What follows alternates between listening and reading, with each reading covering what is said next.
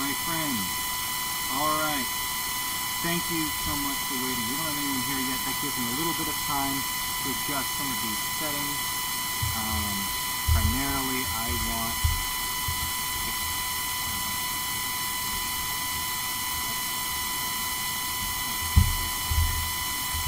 wonderful.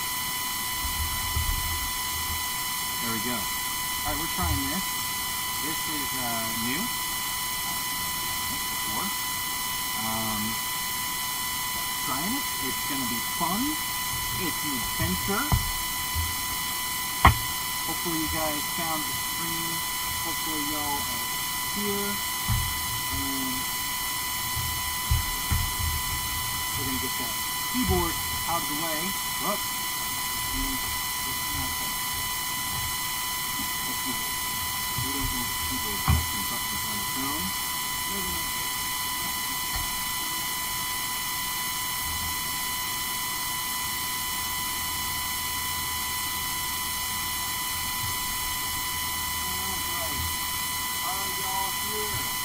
are y'all ready for this? We are starting. Oh, can you hear me? Too loud. Too loud.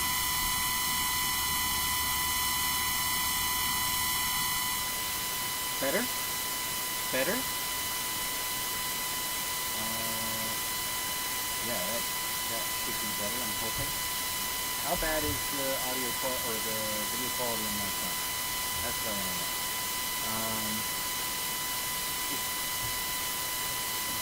Oh, you're a fan? That's my other computer's fan, and it's a fan too loud.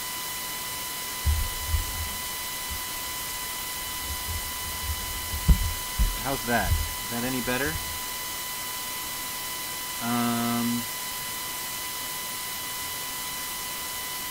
I guess I'll just have to build around this microphone and put it over here. Oh wait, no, hold on. Oh, that should help. That should help for sure. Now the plus side is the audio should never lag, even if the video does lag. Barely hear me. Okay, cool. I will fix that. Whoop. There we go. You should be able to hear me now. Excelente. Awesome. I can now hear you clearly somewhat. Okay, well, somewhat is probably gonna have to do. Guys, it's been a crazy week for me. My house was almost on fire, then it didn't catch on fire, and now I'm back home, which is fantastic, and there was quite the amount of drama surrounding this bad boy. So, I pre-ordered this in April, I think, something around there, and it arrived at the FedEx location that would have been the next stop to me, the day after we were evacuated from the fire. And then we got an alert the next day saying that FedEx tried to deliver your package, but something kept them from getting it, and I was like, yeah, no, the whole highway's on fire. I was like, I'll pick it up at the location later, because I'm assuming that, we're only going to be gone for a couple days, and I don't want to build it in a hotel room. I wanted to stream it to all my friends, and so I was like, oh, I'll just wait. I'll wait until, we get to go home. And then 3 days later, it's like, okay, we're not going home soon. So I will go to the FedEx location. I called them, find out where I can pick it up. They're like, oh, something about the shipper says you can't pick up packages or change the address. You have to call them to get them to okay it.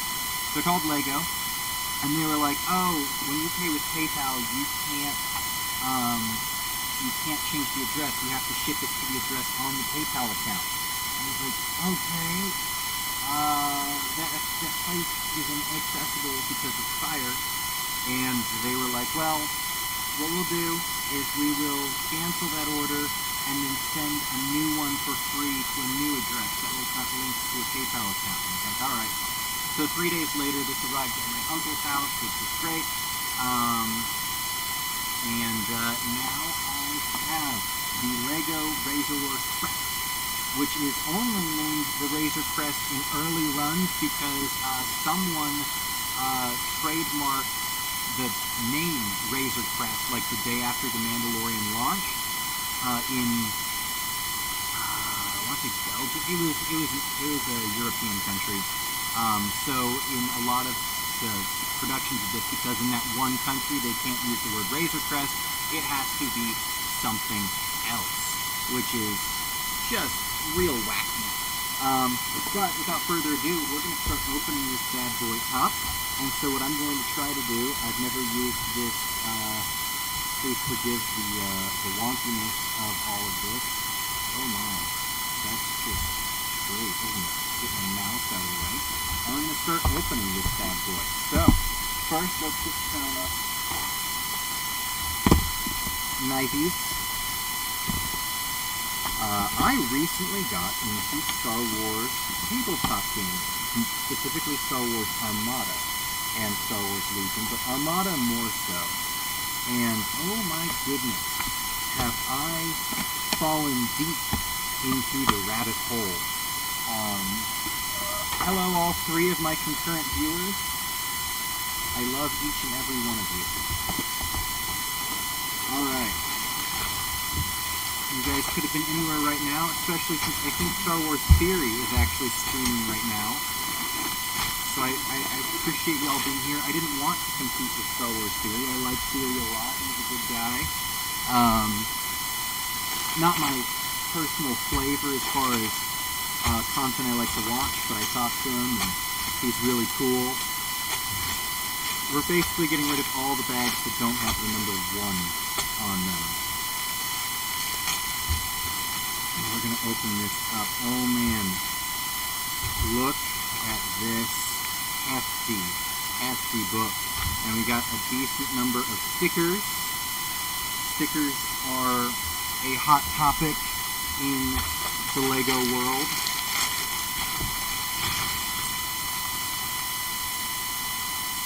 Some people hate them, some people hate them a lesser amount. I don't think anyone really likes them, but they exist. Alright, so first off we've got the fuselages, we've got the painting on the side, and I think these are part of the interior. Oh, you can see that? I'm just holding the down here, I'm sorry. Fuselages, exterior, interior, we got some carbonite guys, which is really cool. Those were not listed on the list of minifigures included. Those are just little extras, which is cool. This set already comes with a decent amount of minifigures for a I think it's $130 for this set. It could be it's up to 150, but more than 120. All right, well let's get started. And this isn't Ask Me Anything, so if you guys have any questions. Star Wars Space D&D, it's not D&D, it's more like Star Wars Warhammer. Star Wars Legion is. It's more like Star Wars Warhammer than D&D. It's not a role-playing game, it's a strategy game. So think of it like chess. Alright, so first we're going to build the Mandalorian himself. The man, the myth, the legend, Din Djarin. Yeah, if you don't know, it's D-Y-N D-J-A-R-I-N. A lot of people get confused where the DJ goes, and they'll put D-J-I-N-D, or then J again, A-R-I-N, or A-R-Y-N. There's a lot of stuff. There's like a lot of Y's and J's, and, you know, people get confused. Okay, so we've got the cape. And that's going to go on him like that. I'm trying as best I can to build him facing the camera. Oh man, it's so hot! It's just so hot. Alright, it looks like this version of the Mandalorian helmet is a slightly better print. I got a slightly misprinted one with the, we're going to just pop this number on that. And this is cool, it's like black. This is what they call dual molding, where it's actually one mold with all of the black, and then they do a white mold on top of it. Really cool technique. They don't do it terribly often, but I always love when they give us a dual molded Lego guy. It's such a fun unique thing that they've been doing recently. And by recently, I mean the past couple of years, but I don't even know if I own any dual molded minifigures at this point. Just watch a lot of Jang Bricks, and he talks about that process. Alright, cool. So we've got the Mandalorian. He is exactly the same as he was in the Raider ATSP. I'm going to get him for you.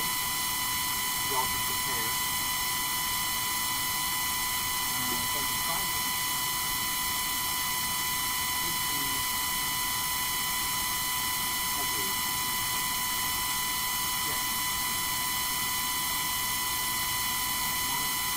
Get my custom version of his blaster. Okay, so we're going to compare. So first, new Din Djarin, old Din Djarin. You can see that they're almost identical. I don't know, that's not focusing super well. The only real difference is just that the printing was slightly long. On my old one, the helmet doesn't have those little flares in the bottom, whereas this one does. I do wish they had done it in full Beskar for the Razor Crest, because they did him in the banged up armor for the Raider ATSP. But I actually did a custom version of his gun.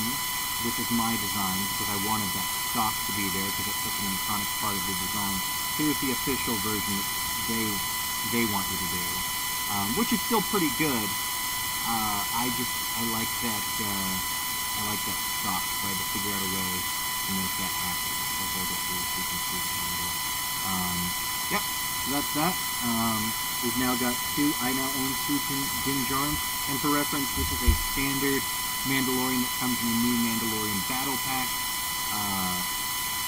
They're all pretty nifty, they got back printing and stuff. He's the one who doesn't have leg printing, which is interesting to me. And we'll take this guy, and he's got a blaster somewhere, I'm sure. Oh, it's a little hand blaster, so he can miss while shooting at soda cans. Great. There we go. There's the there's the Scout Trooper. Really, really good. I've never really loved the Scout Troopers before, but this one just gets the look right, and I especially love that they use black arms. I don't know why they never thought to do that before, but they were always white. So we're going to take two of these squares and this white guy, and we're going to put them here. Alright, it's funny at how, this is still McLaughlin, it's funny how the Red Viper died because of his monologue, and as Mando he's silent. That really got the detail down to pieces. Okay, I get it. Yeah. Alright, looks like we're going to do another one of these, but for this one, we're going to connect one of these, and then this. I do love that they do this on the bigger instructions, where they'll like circle stuff in either red or yellow to let you know exactly where to put it. I've been reading LEGO instructions since I was 8, so I tend to catch these things my first run through, but, you know, a lot of people, and especially I remember being a kid, just putting stuff in the wrong place, and like I'll go to my brother's and they'll have stuff in the wrong spot all the time, and like things will be just wrong, and it's kind of funny to me. Alright, we gotta put this on this, and we're gonna put this here, and then we're gonna take,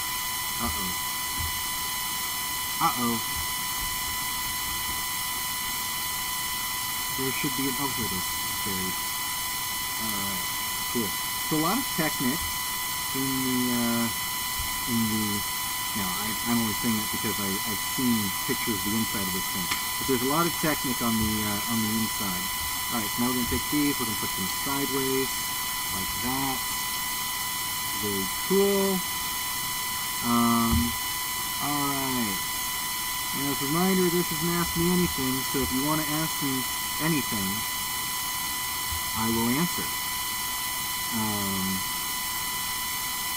I am curious from you guys, have you ever engaged in Star Wars tabletop, whether it is some sort of Star Wars role-playing game or a tabletop war game in the likes of Warhammer, such as Star Wars Legion or Star Wars Armada? I personally really like Armada. I have right now the Home 1, a Interdictor, Victory Class Star Destroyer. I have a Nebulon B and a Corellian Corvette. And then I have TIE Defenders, TIE Phantoms, Lambda Shuttles, TIE Fighters, X-Wings, and in the mail, I've got a whole bunch of squadrons coming. It'll have the Ghost, it'll have the Slave One, and it'll have,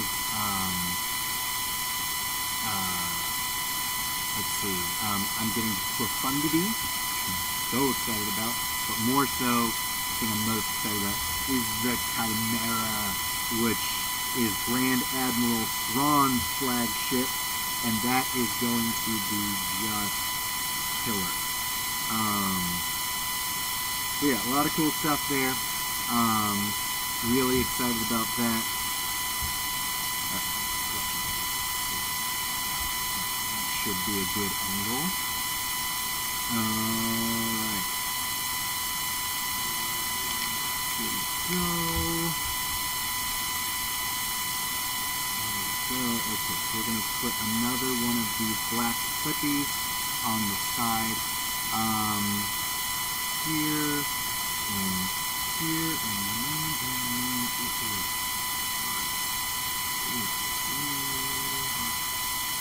Okay, cool. And we're going to take another black clippy,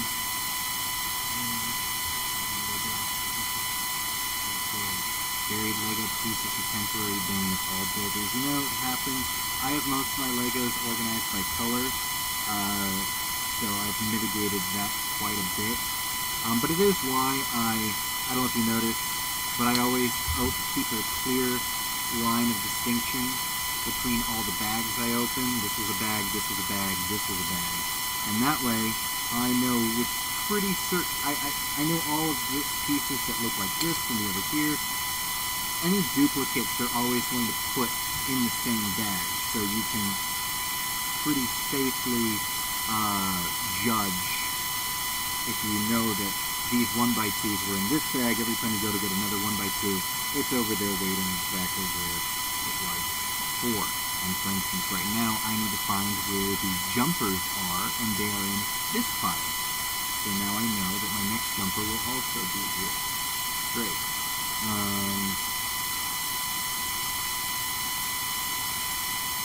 Yep. Alright, and now we're going to do another tile. Whoops, that's not the right tile. This tile.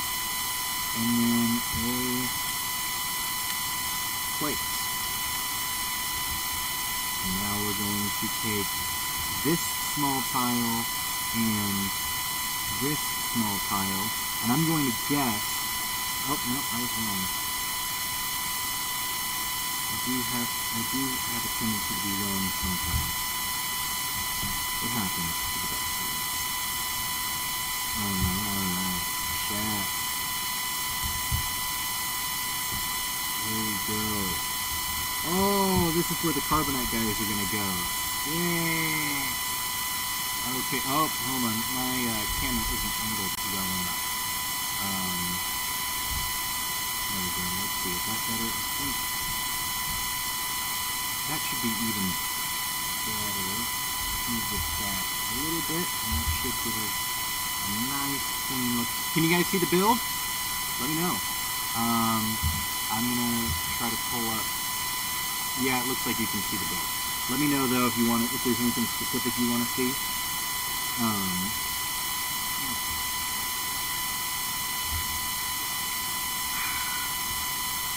Alright, cool. We're going to connect this to this. We're going to do that twice. And it looks like we're going to put those right in here. And we'll do it again. and I know where the pieces are because I always separate my bags. Very good. Alright, now we're going to take 2 gray 1x3s, which are right here, and 1 gray 1x2 with a clip on it. Very good. These are going to go... Goodness, what is wrong with this picture? Oh, I see what's wrong with this picture. I missed a step. I missed that this goes here, and we've got 2 1x2s. Let me know, chat, did you catch that before I did? Because that was embarrassing. I literally skipped an entire step. Did you catch it? Pretty good so far, Laura. Well, thank you, Bill. What's my opinion on Exegol? I think it's a really cool concept, but it was wasted by being included in Rise of Skywalker. I think Rise of Skywalker was just kind of a wasted opportunity where there were so many good ideas that just weren't fleshed out.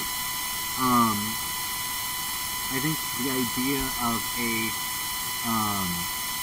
oh, you don't think that I should like Exegol, or you think that it wasn't underused? Let me know, because, so here's my full thoughts on Exegol. I think that, it was atrocious. Well, okay, so they didn't decanonize Korriban or Moraband. Now, by the way, it is called Moraband in canon during the era of the Republic and the Empire, but it was called Korriban in ancient times. So kind of like how, countries change names over time. England used to be called Angleland, and now it's England. Or, I'm trying to think of a better example. I mean, you could go with the Soviet Socialist Republics of Russia and Russia, but I don't know if that's a good example. But, some countries change names over time, or locations or whatever. So I personally think that they, oh, I did miss a step, yeah. Okay, yeah, so, I personally think that, them renaming Korriban as Moraband is fine, since they didn't decanonize the term Korriban. They just said Korriban changed names over history, like the original name was lost in translation. Oh my god. Now, they didn't decanonize that. Exegol is not the Sith homeworld, it is just one of the Sith worlds. I've always loved the idea of Sith worlds, even though I'm more of an Imperial than I am a Arcane Sith. That's why I like Darth Jadis a lot.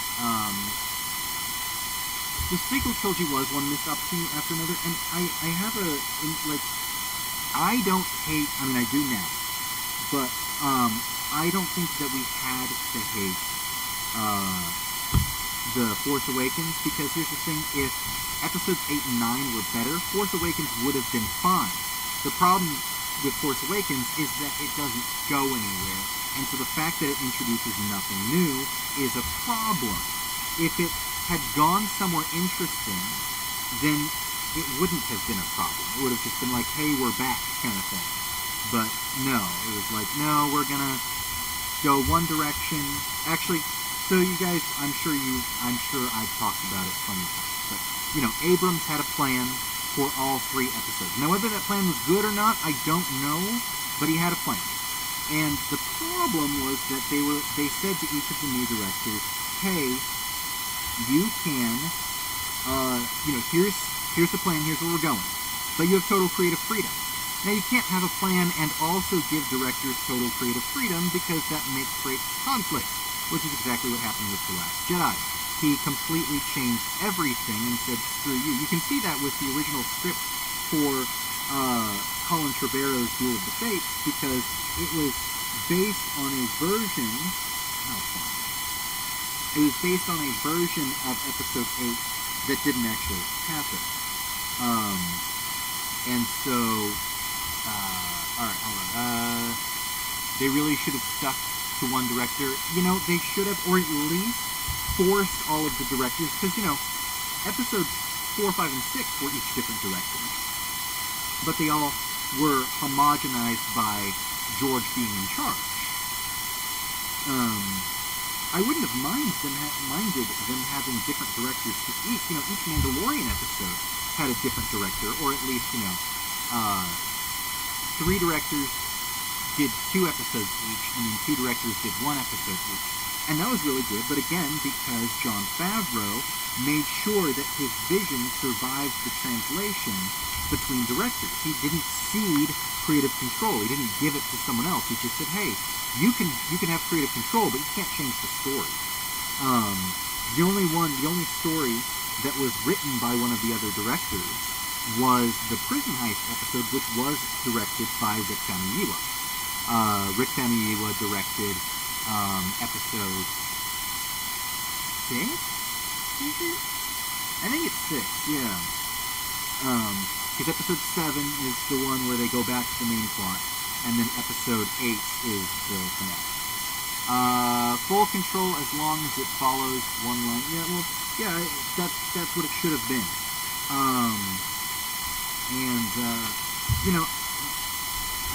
There was a ton of identity politics in all of it, but honestly, it hasn't been as bad without Rian Johnson. I really feel like he was a huge proponent.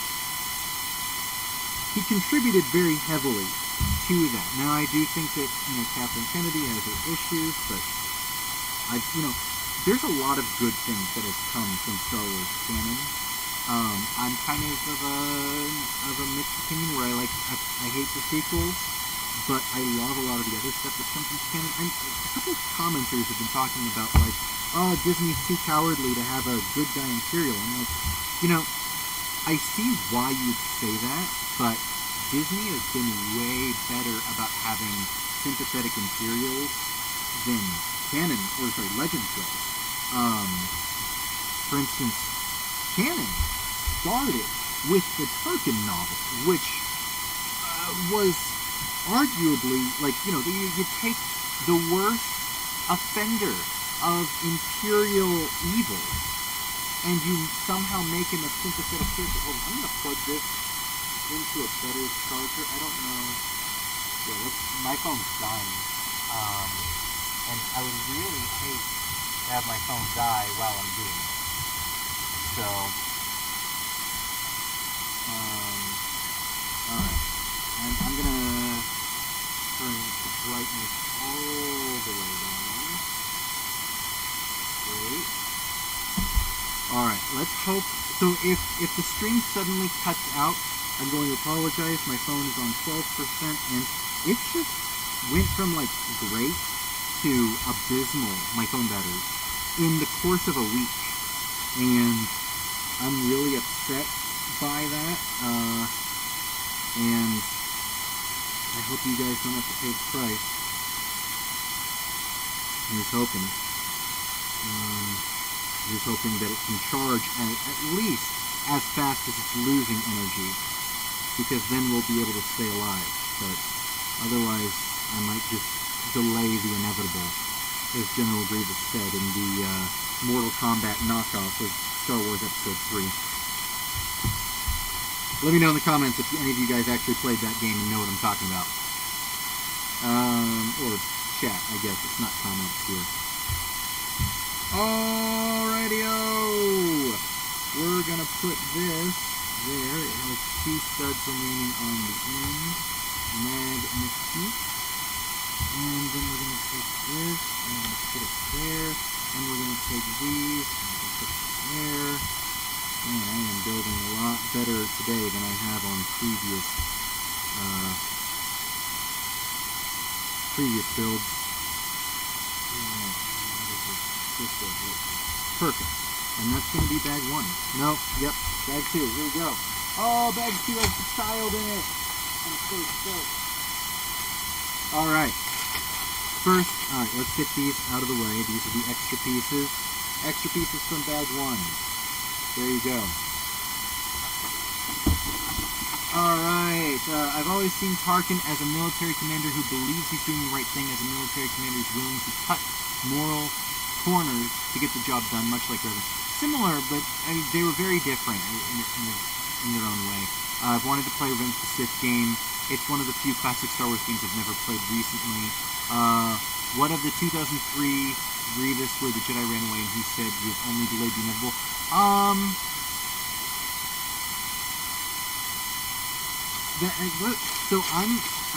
That probably happened as well, and that's probably with the video game references, but in the 2005 or 2006 video game for Star Wars Revenge of the Sith, it was basically like a Mortal Kombat type game, and one of the combos you'd do as Grievous, he would have that voice line. Particularly if you were fighting against the Jedi. Alrighty then, Baby Yoda build. Here we go. Let's look for Baby Yoda pieces. I'm sorry, not Baby Yoda, the child. Oh my goodness, it's so tiny. I know, I've heard it was tiny. Look at that. Oh my goodness. He's so tiny. It's perfect. Here's the little guy. He's so small. I'm looking at Mandalorian holding. Look at that. He's so good. Oh man. They did a great job with that. I'm kind of surprised. Because when I saw the original pictures, when they announced the pre-order, it didn't look that good. I don't know if they reworked him or if the pictures were just bad. But he definitely didn't look that good when I pre-ordered this set.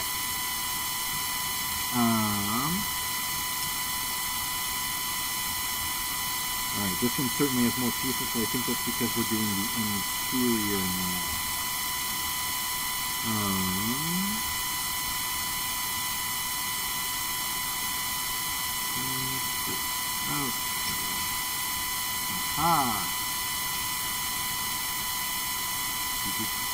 The Mega Microfig. By Mega, do you mean supreme or superior?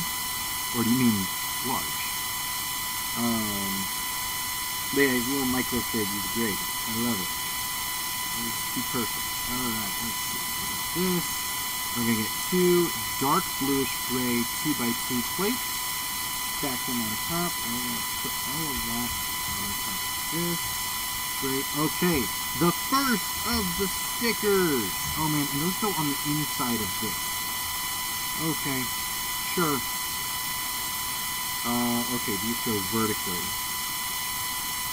So when applying stickers, you don't want to ever place it directly up against something. You want an even number, an even amount of space on all sides, because they don't ever perfectly cover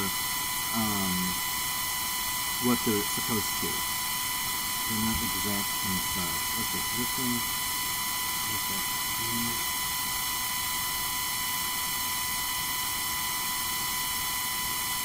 There we go. That's pretty good. I think those are some of my better first attempt stickers yet. Okay, and those are going to go, if I can look this way, right here and right here. And I think that's going to be a bed, if I studied the box correctly. Because I've just been like looking at this box, waiting to get home, so I can build this on stream with y'all. Oh, that's 3 of them, not 2. Okay. And then there's going to be 3 of these 1x1 bricks with the clips on the side. Oh, Lord. Have mercy on me. Okay.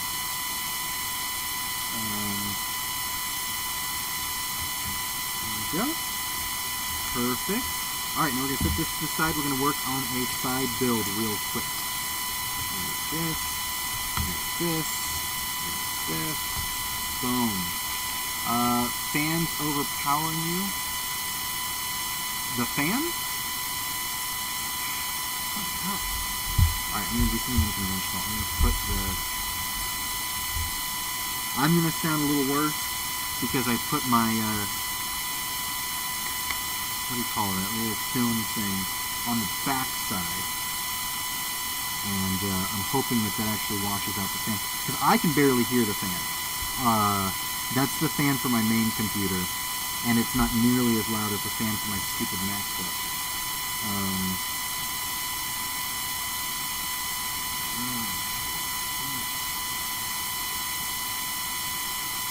This here. One time. This right here. This right here. Okay.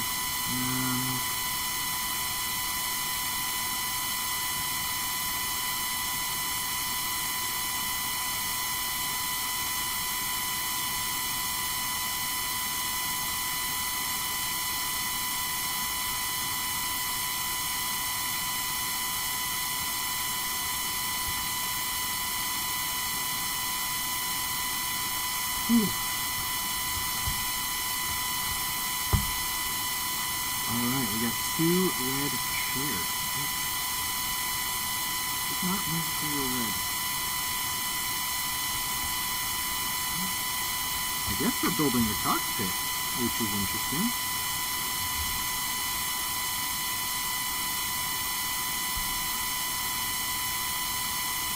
Was not expecting to be building the cockpit this soon. Let me know if the audio is tremendously worse. I'm sure it's not better.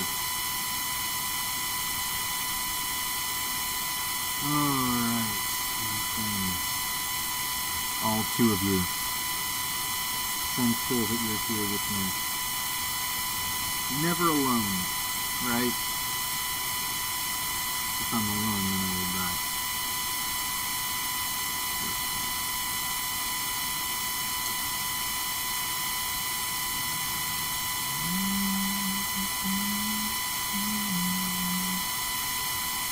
Try to eliminate stacking, just kind of like pressing down over a wide area, and that way I can see all the pieces, and I just have to, just kind of look.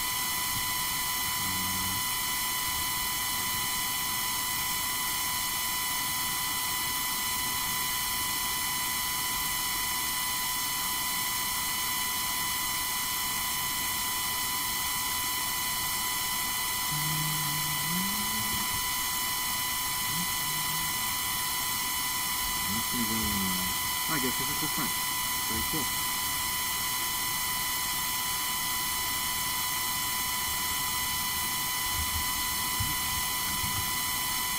It doesn't connect as strongly as I expected to. I mean, it's not bad, actually. I'm sure that there will be more connectors. It's just surprising, I think, to see it connect on so few stubs. But I'm sure that it'll end up being fine. I changed from headphones, so it's worse for me. Well, good thing I don't use headphones to begin with. Well, I wonder how it sounds in Raycons, because I've heard from some people saying that Raycons aren't actually that good. By the way, if you wanted my honest opinion on any of the things that sponsored me, happy to give that. I honestly, though, I don't accept sponsorship. I've been asked to sponsor way more people than I have sponsored, and I won't take them if I don't personally like the product. It's just kind of what I do. So, even if it's not the best, it is something that I genuinely like every time. But if you want my unfiltered opinion on any of the topics that I have covered regarding sponsorship, I'd be happy to give those to y'all.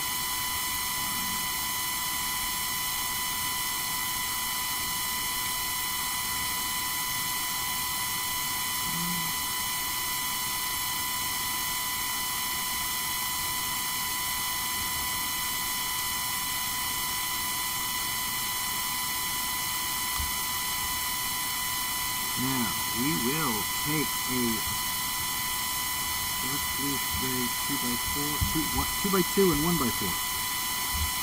There are no 2x4s here. I want to take a light bluish gray 2x3 and 6. Oh, this panel is tinted. That's nifty. No stickers here. Alright. Okay, cool. And then we're going to take these guys, we'll put it here, and then we'll take that so we can measure exactly where this goes. And then we'll take this, and another one of these.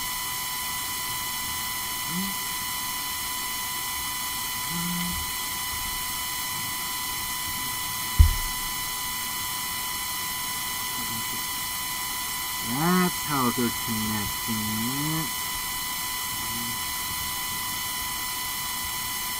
Alright, I'm going to take a 1x3 jumper, 2 of them, and put them here. And then a light blue spray. Okay. Now the things are starting to overlap. Very good. Jumper.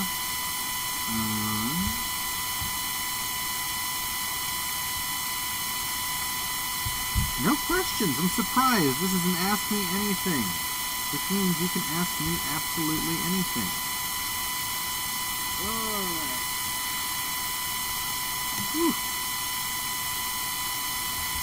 We got some the flippy kind.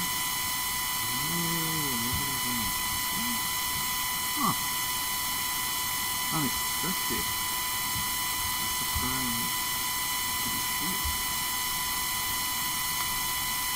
I don't know why they're doing it yet. I can't tell you if it's welcome or not.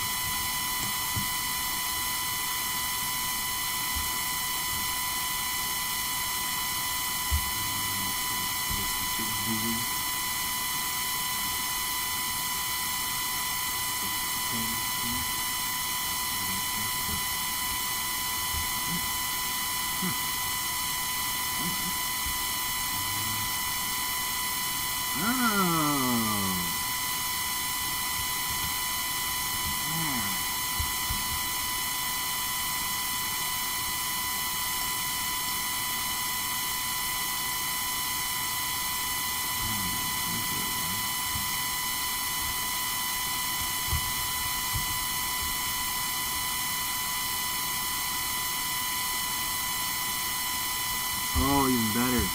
We're connecting these now. These are new pieces. I've never seen these before, but I am really liking them. I am liking them a whole lot. I wish I had those when I built any of the stuff that I've built, really. Especially my bigger things. These are really good connecting things.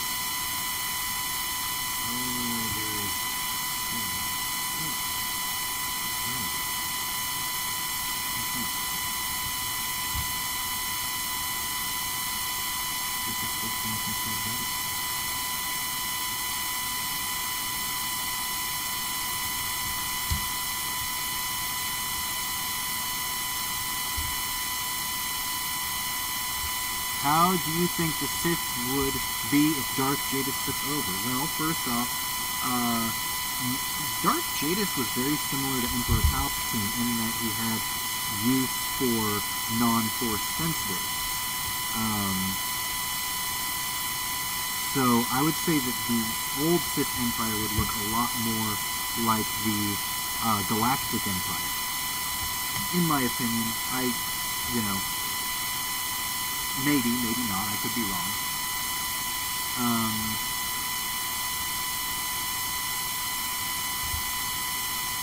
To answer your question, Alex, I don't know if it's a welcome surprise yet because I don't know why they did it, but now I do, and I think that it is actually a really cool connection. So it has become a welcome surprise.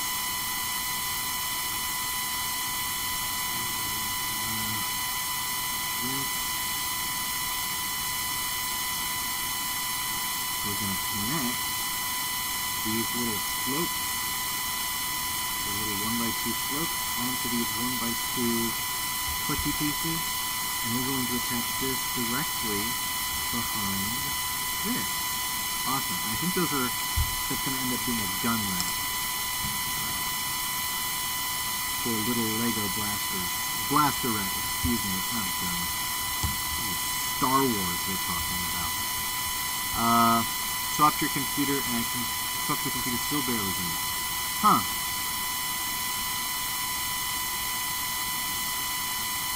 Yes, Darth Jadis is significantly more interesting as contemporaries, that's for sure.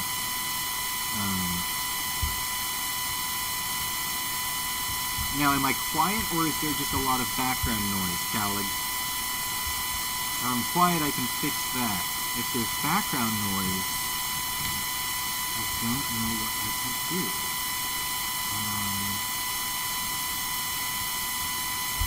Other than bring the mic closer. But it's already far away from my computer.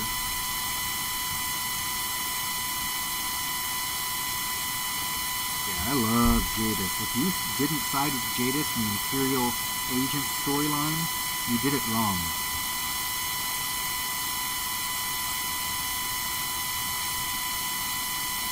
What I hated, though, was that, too soft.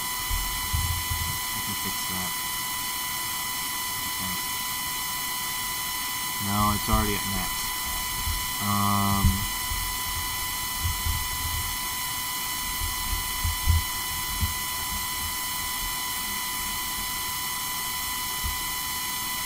Probably didn't sound fun.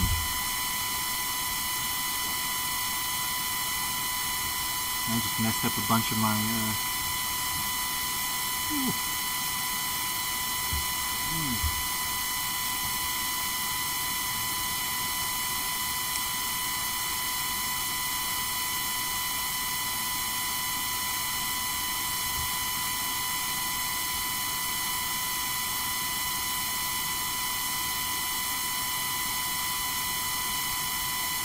I don't think, I didn't say, you are doing it wrong, Calig, yeah.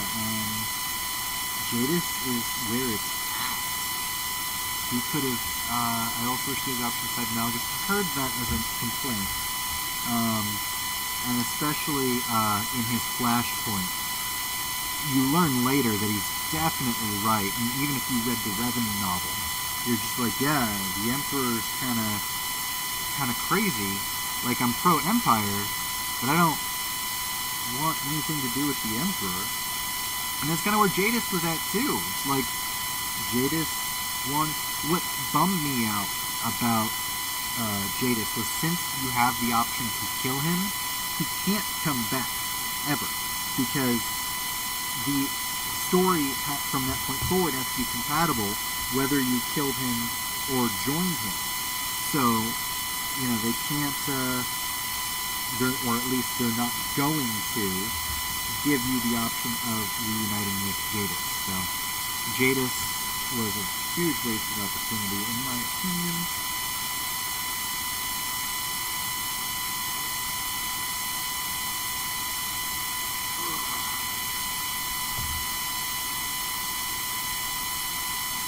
Plus, they took away the Jadis' hand title because of spoilers. And I'm really bummed about that. Let's bring it back. Please. I want to be Jadis' hand.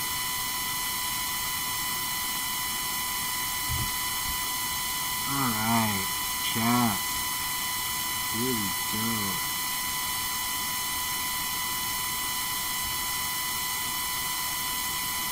We had to get a new fridge today because our old one was broken during the whole fire incident. Maybe you can't kill Jadis. I thought you could. I could be wrong. I mean, I haven't played the Imperial Agent storyline in well over a year. So correct me if I'm wrong. I always side with Jadis, so I don't know. Maybe I just assumed you could kill him.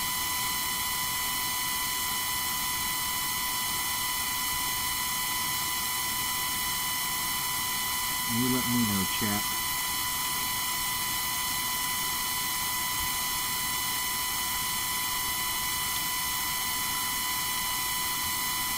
I know you could talk him down. Oh, maybe that's all you could do. Still, he kind of leaves and he doesn't come back. Bums me out. I want to see an empire ruled by Jadis. But of course, that's not a possibility.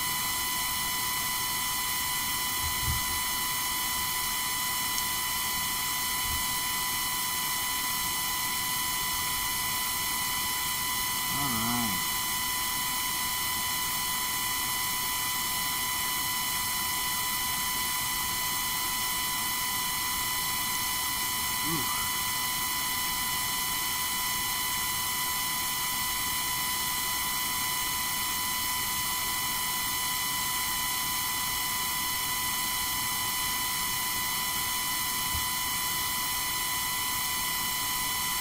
Yeah, I enjoyed the Imperial Agent storyline, but it's not one I want to replay, oddly enough. Like, I keep wanting to replay the Sith Warrior and Sith Inquisitor.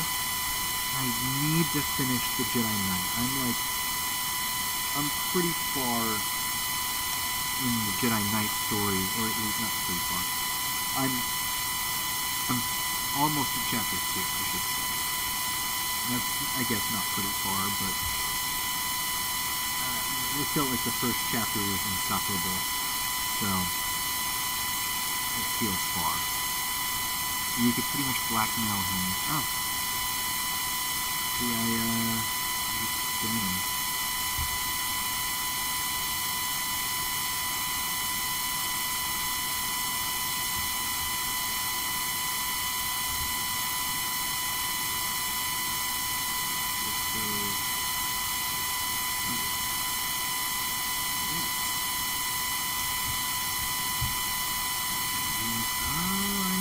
Building now! Hey, I love it when it comes together and you finally realize what you've been building. Oh, that's pretty cool.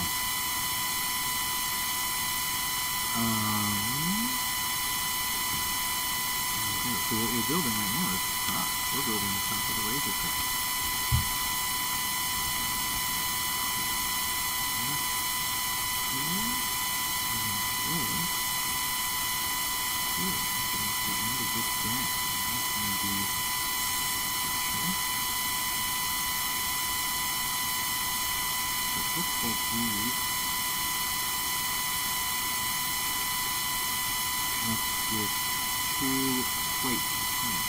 Is it just me, or did they make Orgus Dim the Republic like continue?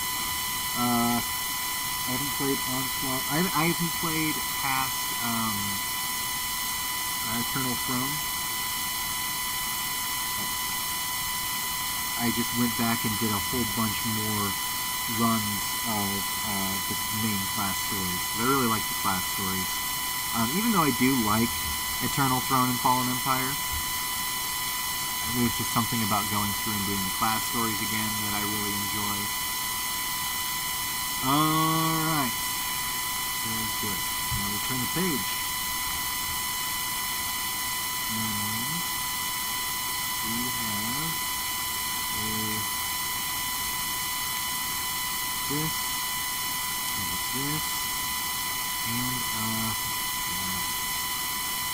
screen. Now, one thing I see a lot is a fan theory. Do you guys think that the Razor Crest, question today, is the Razor Crest a modded Republic gunship? Let me know your thoughts, chat, because I have thoughts. Oh no! I bumped my microphone. That didn't sound good. I mean, it's fine, but I probably just made some unpleasant sounds for you all. Sorry, chat.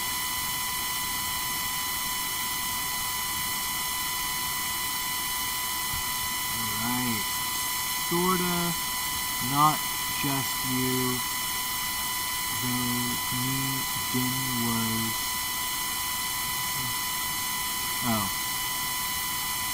Oh, the Jedi Knight Master. Oh, gotcha.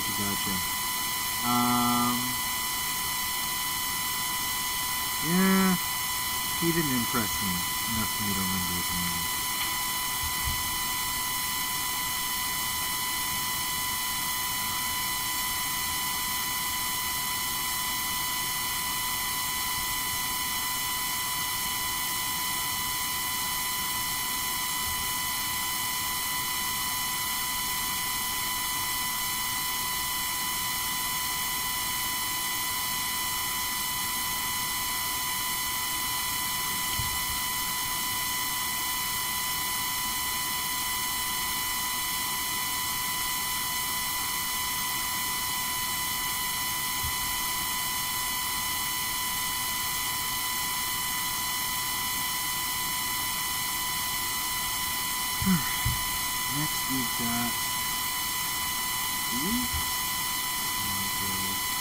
Here.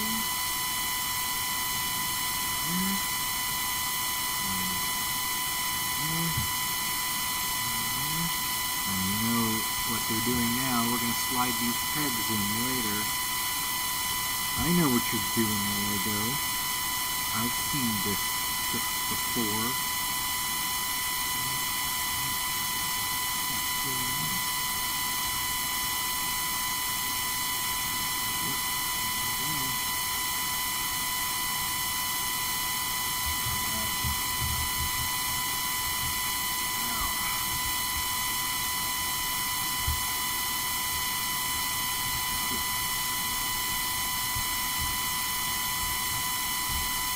No? Nope. That was not.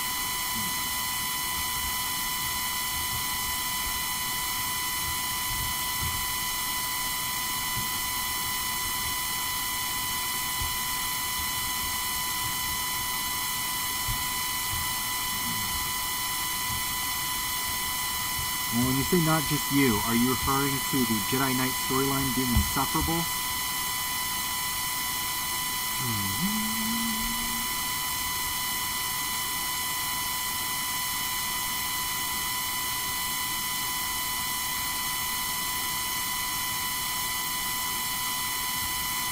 I love that they showed good connections in different angles. I'm very happy. Thank you, Lego. I appreciate it.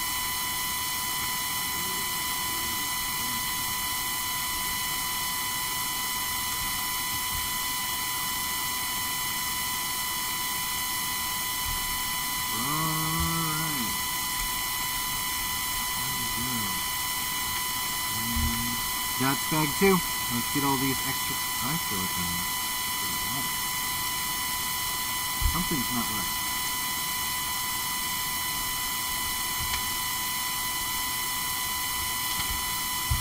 This piece in particular.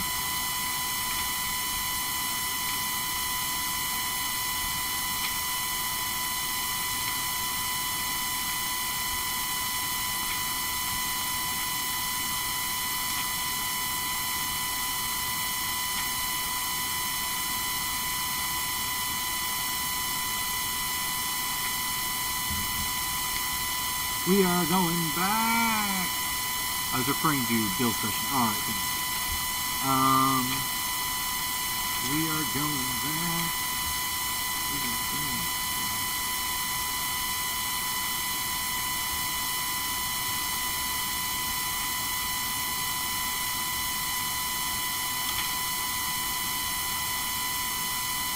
Oh, found it.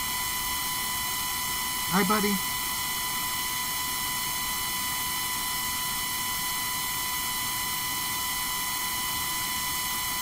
Alright, we've got a bed that is not built. So it looks like,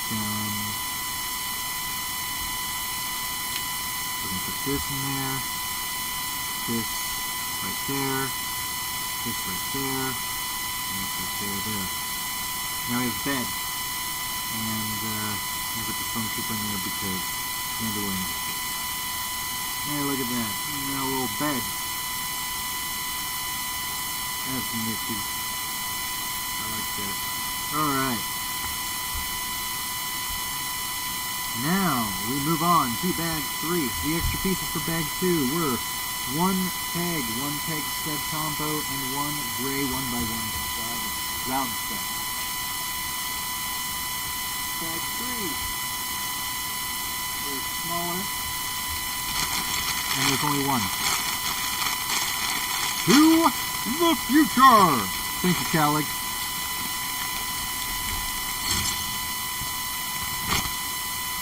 Alright.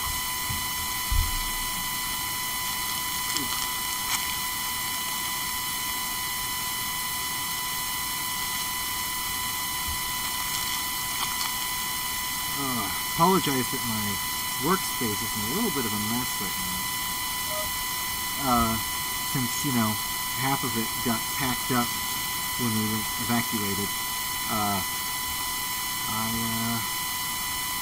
haven't had a chance to clean it all up yet. I just got home yesterday. Alright, here's the figure I've been super excited about. I never owned an IG-88 minifigure. I made my own back when the minifigure was literally just a upside down triangle piece, a translucent orange stud, and then another stud on top. But I've never had one of these actual printed IG units. So I'm pretty excited. Oh, chat, you gotta let me know. IG or HK? Let me know what you think down in the chat. I really wish the Crunk was canon.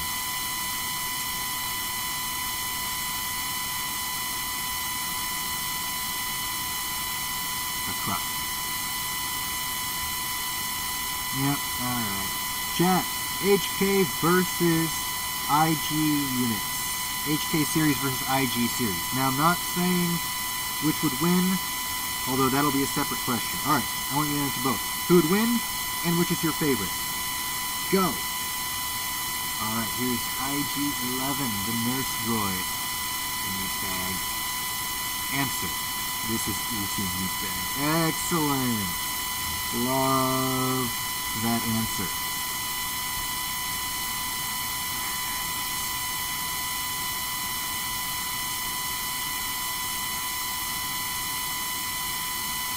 Now, Calig, you have not answered. Would he both win and is he better, or is he just better? Gotta give the full answer.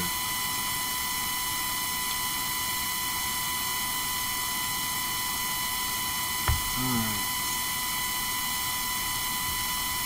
White. Tan. White.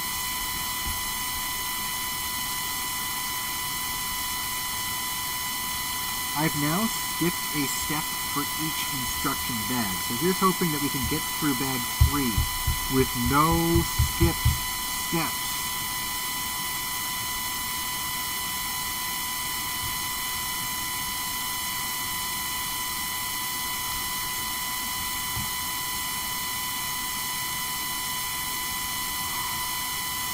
Bias. I believe the HK droids are superior. Well, I like that bias, Calig. I am of a similar bias. Although, 11 really did improve my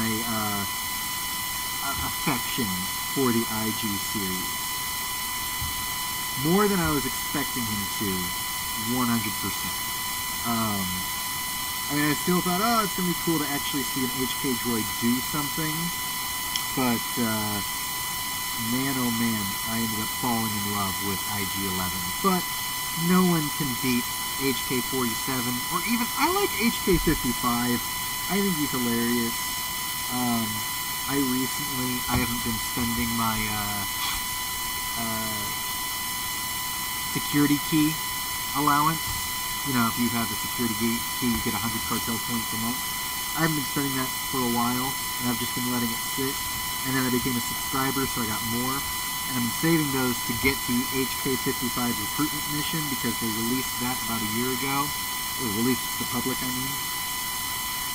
And I'm just so excited. I'm going to go and beat, I have to beat the Knights of the Fallen Empire and Eternal Throne on my new Inquisitor in order to, because I want it on my new Inquisitor for, and I'm going to, what's the HK-55? I'm just so gosh excited.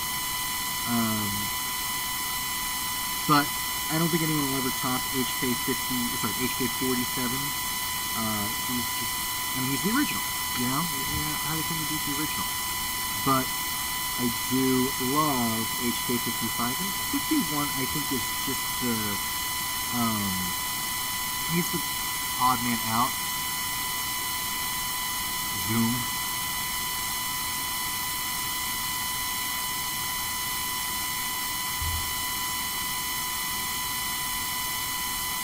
Coffee's making mistakes, but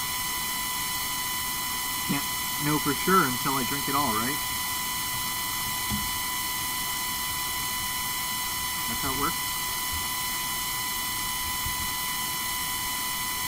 Ugh. Bill, you gotta answer a question, man. I need to know. HK or IG series droids. Now, I'm not talking about individuals, so we're not saying like, well, IG-11 is awesome or HK-55, because both were aftermarket modifications. Both were assassin droids, and that's the thing. IG-11 felt a lot like HK-55 to me, except HK-55 was reprogrammed from an assassin droid to be a bodyguard droid, and HK-51 and 55 had to live up to some, they had to fill some pretty big shoes, but what made 55 work where 51 didn't is 51 was just kind of, again, like that diet light, like that diet HK-50 or HK-47 light. It wasn't like it wasn't the full-on HK-47. 47 remained unique. What made HK-55 cool was he wasn't trying to be, he clearly was at one point basically a standard hunter-killer. He was a standard hunter-killer droid. He was not a,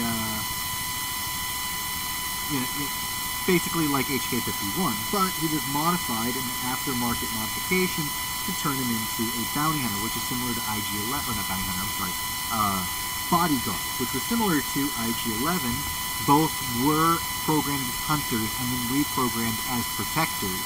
And so you see that, like, the way their personalities, their initial programming and then their reprogramming, both conflicting and complementing each other. It's just so clever and so creative. And so that's why I think HK-55 works, is because he wasn't trying to be HK-47 like.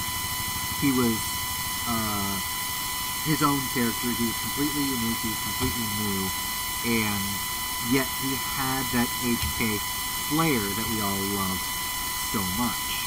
So I think HK-55 definitely was a better execution, which is why I want to, spend all those cartel coins getting the HK-55 recruitment mission. Yeah, he still can be an assassin, but what I'm talking about more is personality. I mean, IG-11 could still be an assassin too if you, sufficiently motivated him. But the point I'm trying to say is, like, personality-wise, like HK-47 and 51 are still very clearly assassin droids, whereas the personality of 55, he's a lot more caring of the person who's not working for, that's not the right word, but owned by, in the possession of, or the person whom has possession over him, whatever it is, however you want to say it. My point being that 55 was not just a new version of HK-47. And I would rather, I'm willing to spend those cartel coins getting HK-55 simply because he's so cool. I just think he's so awesome. He's so much cooler than HK-51. He's a real disappointment for me. Especially after how hard it was to recruit him. Oh my gosh. Oh, and I was going to say, I don't know if I ever finished saying it, but Agent Story, the Imperial Agent Story, is the one where I seriously recommend getting HK-51 from your legacy bar and spending the, whatever it is, million credits or whatever to get him, because man, oh man, if the Imperial Agent doesn't have the worst companion for the first 2 acts, I don't think you get a good companion until the 3rd act. That is just my opinion. I know a lot of people actually like Asajj Ventress, but meaner and edgier, but I don't. I think she's awful and terrible, and I just hate her all the time. So I would so much rather have HK-51 on my team, even though he doesn't say anything. I'd rather someone who says nothing than someone who just every time they open their mouth is just so beyond frustrated at them. Let me know if you guys hate What's-Her-Face as much as I did. I really hated it. And the thing is, she doesn't really get better in Knights of the Fallen Empire, because I think she becomes a universal companion, and I don't like her anymore there. Although you do get, you get Scorpio, and she's, Agent just has some real weird companions, and the only one I actually like, I like Dr. Rakghoul.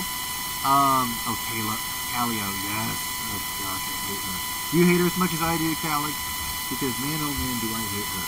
But, Dr. Rakghoul's okay, but the chick you get, if you're playing as male, the only romanceable option other than Calio, the only sane romanceable option, I should really clarify, the only sane romanceable option, you don't recruit her until, not quite, an HK is always preferable companion to a meat bag. This is usually true, but I do really like some of them. I mean, especially if I really hate to say something. YouTube, please don't flag this channel. It's brand new. I'm not even monetized. But I just really hate that you can't romance Vet without taking off a collar. You originally could, and then people complained, and now you can't. So, yeah, you gotta take it off, otherwise she'll just stop talking to you. But, anyway, I like Vet, as long as you keep the collar on. And I like,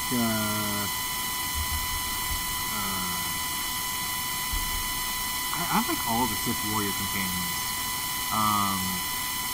Hoth is Miss Temple. I remember Hoth getting, Talos. He's cool. I like Talos.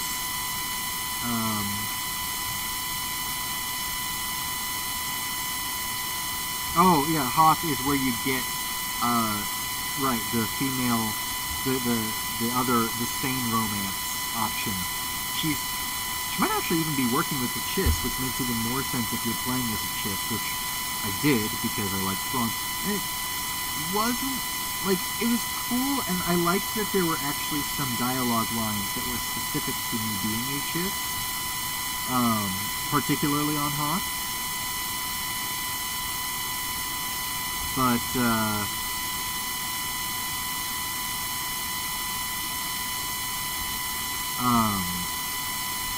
I do... Mr. Archaeological, the upbeat Imperial, I love him. I didn't at first, but then I found out he was voiced by... You guys watch Frasier? If you watch Frasier, he's voiced by the pretentious food critic, Gil. He's voiced by Gil, which is just hilarious. I love, figuring out connections to voice actors, because that can, for me, can really help me like a character more. I hated... I mean, you're supposed to hate, she does bring the collar back in one of the... Wait, does she really? As a teacher thing? That's kind of weird. Bill, I need to know more about this. Bill. Please. What are you talking about? Also preferred Temple over Psycho Ventress Light all the way. Heck yeah. I mean, if you were sane, you absolutely did. I guess there are people who are into crazy chicks, but man, oh man. And she's I'm not even going to guarantee that I'm going to want to stick around. You're just fun to romp with for now. I also kind of hate you. What on earth? What type of masochistic psychopath is yeah, man, that's what I'm all about? Ventress wasn't even that insane. She's kind of Ventress light, but at the same time, she's also, Ventress on steroids. Because Ventress at least had some complexity. Provos and Kira, maybe Thana Vesh, were the same. Same voice. Same VA, yeah. Same voice actor. Yeah, I know. That's why people were so upset that Kira wasn't brought back until recently. Which now I can finally get my Jedi Knight through. That's why I wasn't going to get the Jedi Knight through to, what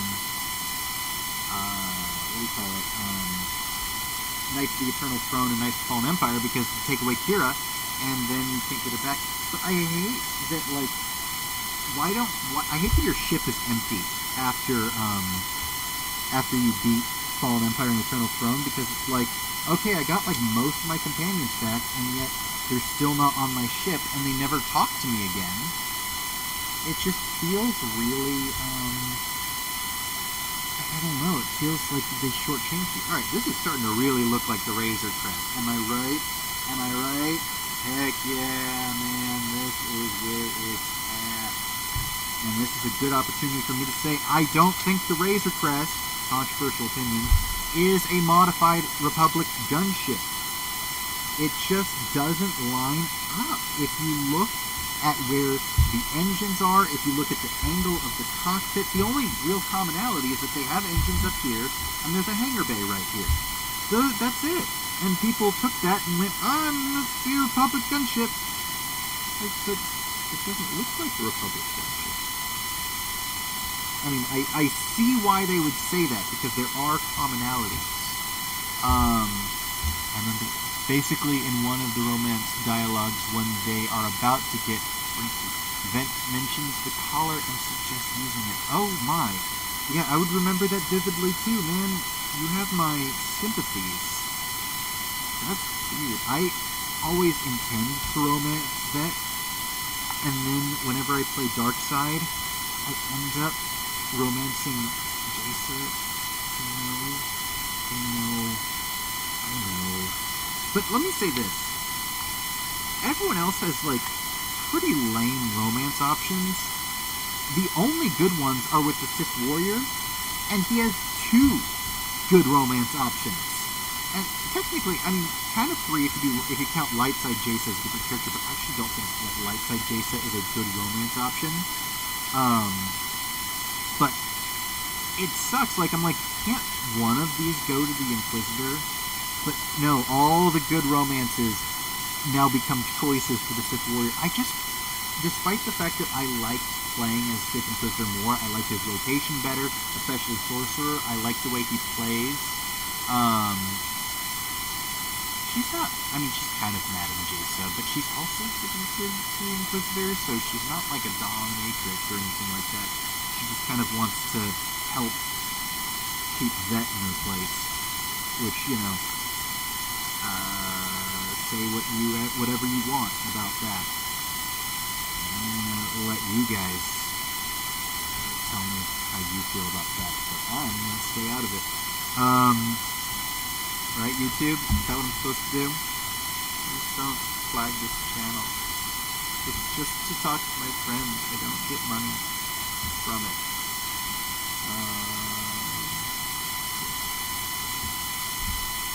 Yeah, so, Mad Madam Jason. Actually, is that a reference to Mad Madam Mim from Sword and Stone? I just got that. Oh my gosh, Mad Madam Mim. Marvelous! Mad Madam Mim!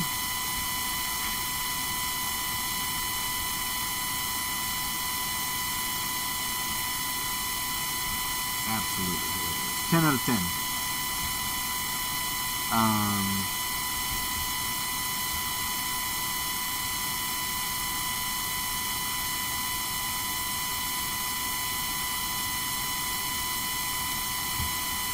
Did I scare you away, chat? With my weird talk of romancing in Star Wars The Old Republic? Oh wait. I almost just put a piece in the wrong spot. Sith Jace was very freaky. She was a little... But, again, like, you kind of have this Bonnie and Clyde thing going on with her, which is kind of cool. I don't know, and especially I like that you were influencing, like, you pretty much chose who she became. Not like the Inquisitor, who gets the same Ashara no matter what he does. And so, I like that Jace was corruptible. Sadly, there ain't a Dark Ashara with a quarter of Jace crazy. I know. That would have been That would have made the Inquisitor so much better. But yeah, I mean, like, if you read the Reddit post that I linked you guys to, because I was a Redditor before I was a YouTuber, I basically say that, you know, despite the fact that the Inquisitor is my favorite story and my favorite rotation, like I like playing as Inquisitor the best, like I like his abilities and stuff. I find myself wanting to replay the Sith Warrior story more because one, I do think that the actual story writing is mostly better. Allow me to justify that in just a second. But really, the main reason is I like the campaigns, but even spoilers. Even the guy who betrayed you, like I liked him a lot, even after he betrayed me, because it is an opportunity for you to, I mean, really show him what's up and show him who's actually in charge. Which, oh, it's not. Me too. Oh no.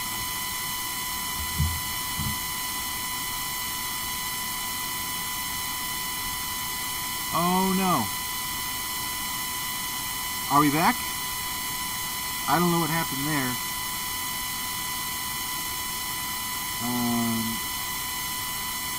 Chat, let me know if you can still hear me.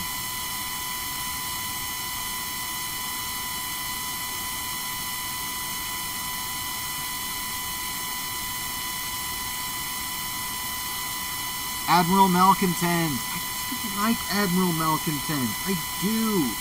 He is interesting in his own way, and honestly, even though, yeah, my computer went offline for a second. It was weird. I don't know if someone inside unplugged something, but we're back.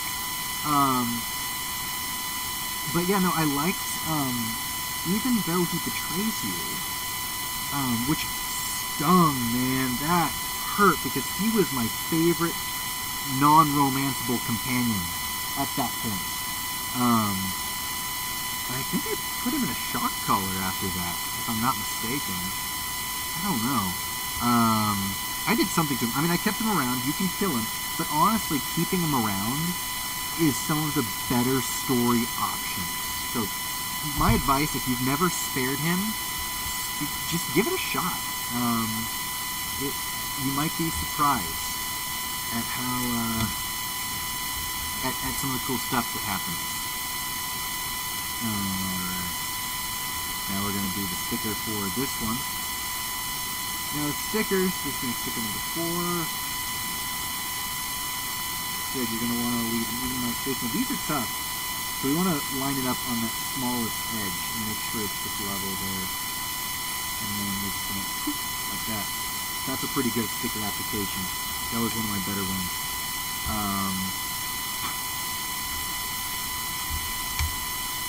I've always liked Clint. Oh, you've always spared Clint. Yeah, I spared Clint too. But I like him, man. I don't know. Am I crazy? Mr. Lorman. I barely, ever so vaguely remember Mr. Lorman. Remind me who that is. The name sounds familiar, but I couldn't. I'm having trouble placing it. Okay.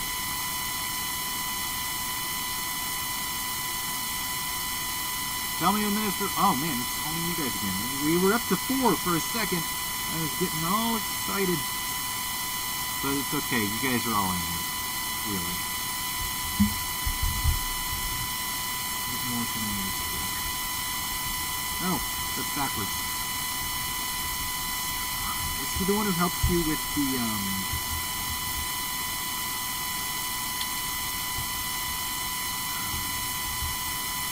Kotet Chapter 2. Oh, man. No, now I really don't remember who that is. It's been a while since I played Kotet.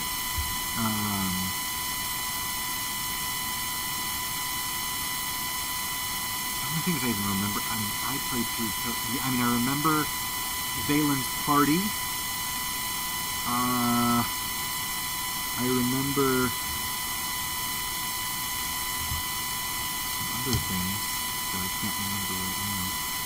I remember Senya being in a coma. Plots with Slash.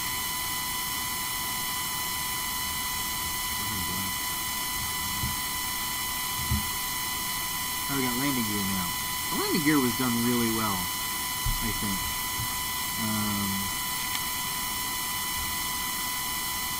Alright, and now we're going to take 3 of these. We're going to put them right here, here, and here. What? Now we're going to take 4 of these, and then we're going to put them on these guys.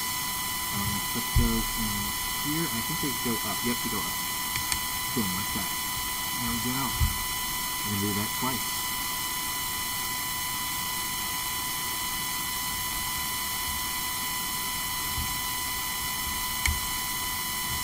Alright, look at that. What I will say about the agent, he indisputably has the best class ship. At least in my opinion. I guess it's not indisputable, but I think it's pretty darn close to indisputable.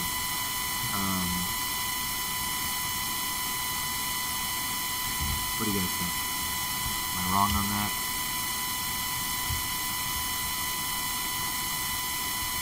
Obviously, opinions are a thing.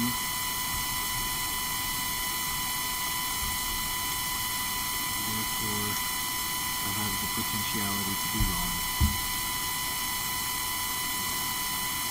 Okay.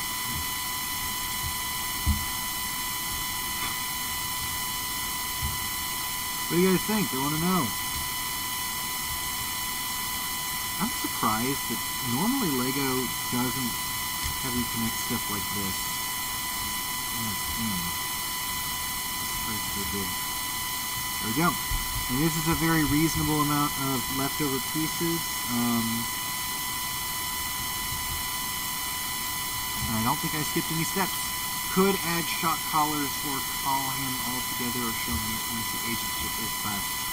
Alright, so we've got 1 gray, dark bluish gray round stud, 1 peg, 1 IG-11 right, or not right arm, but weapon holding arm, so you could have him hold 2 weapons, 1 non-weapon holding arm, so you don't have to have him holding any weapons, 1 extra IG-11 neck, a sandy tan square, 1 by 1, and a dark reddish brown round stud.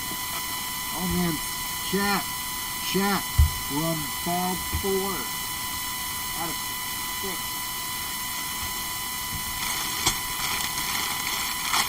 Alright, let's get IG-11. Let's put him here, offering T. Seems like a good place for him.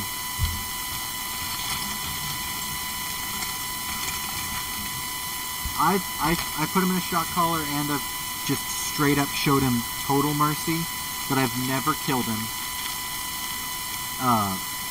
Quinn. Malavoy, is that his actual name? Malavoy Quinn? Quinn? I don't remember. Oh man, I just love what they let you do as a Sith warrior. It's just like I feel like the Inquisitor story really lacked that power fantasy, except until the very end.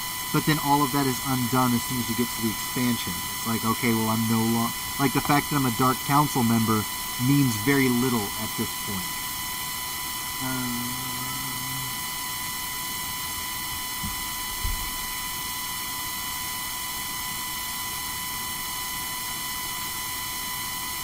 Alright, so now we're going to do a side build. Oh, chat! Minister Loman is who I was referring to, and his real name is Major Quinn. Hello? Malavai Quinn. Malavai or Malavoy? I don't know. Does it matter? He's a traitor. I can call him whatever I want. I can use him as a footstool. You know why? Because that's what the Sith Warrior can do. Those are the options they give you. And they're like, yeah, you can have this guy as your puppy dog now. Or basically punish him as furniture. Now, is Quinn romanceable if he's like female? And I'm very curious, very curious how the betrayal influences his romance. I'm oh so very curious about that. Just want to know so gosh darn bad. I mean, I actually do, but it's funnier if I say it like I'm making fun of someone. Alright. I love that these like connect so nicely. It's fun. I'm going to connect that there. We're going to do cool.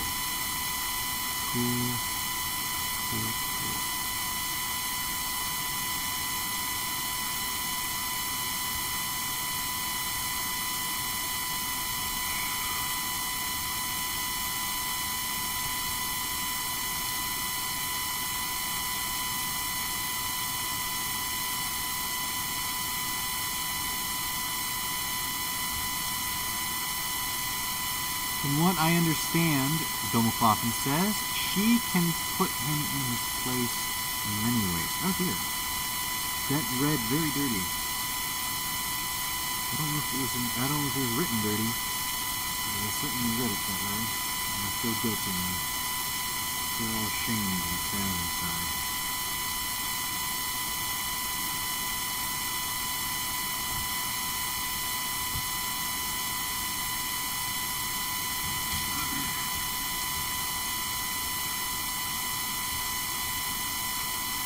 Yikes. My thoughts exactly, Khaled. That's exactly what I was thinking. I was thinking, yikes.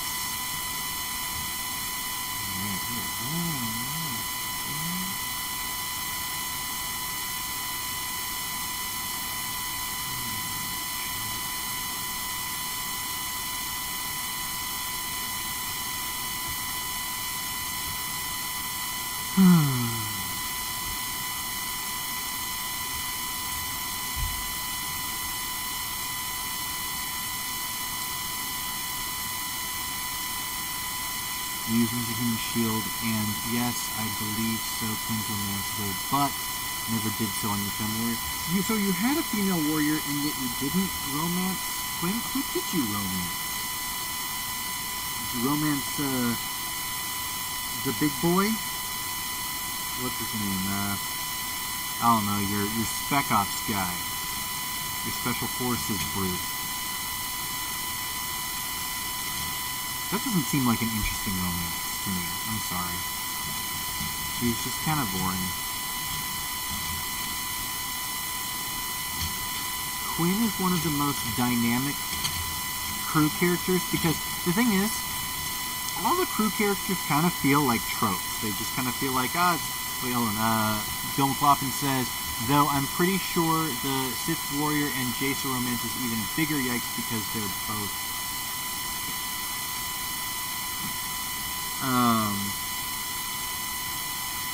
how'd that be a bigger yikes? I'm confused. But anyway, oh man, I lost my train of thought. I was talking about romances, I was talking about Warrior, and oh right, no, so your companions throughout all the classes, they just kind of feel like, they're there, they help you, they do things with you. Quinn was interesting because I didn't even think it was a mechanic present in the game that one of your companions could betray you, and no other time have I seen that happen, and it just blew me away. I was not expecting much. My expectations are pretty low for SWTOR. Didn't do the expansion on her yet. Fem Warrior romanced herself. Romanced herself? You mean just you didn't romance someone, or is that an option? I'm confused. Alright, cool. And this is the nose.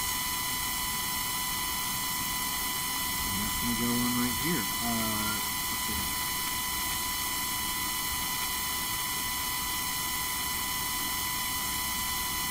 Like the dialogue of the romance between these two is homicidally romance. Yeah, they're both homicidal maniacs. Although, I don't tend to play a homicidal maniac warrior. I will play Darkseid, but he's always principled. He's always somewhat motivated by that Sith warrior you encounter in the Jedi Knight story. I don't know why. I just really liked him.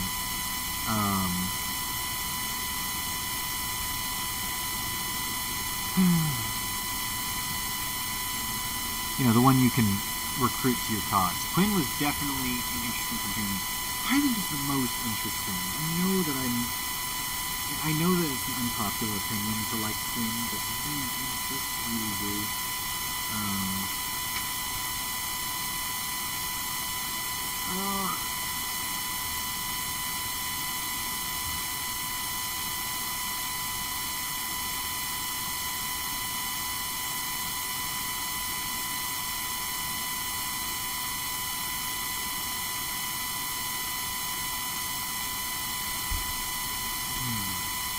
Lord Craven, the pure blood turned Jedi. Yep, him. Like that guy. He's pretty cool.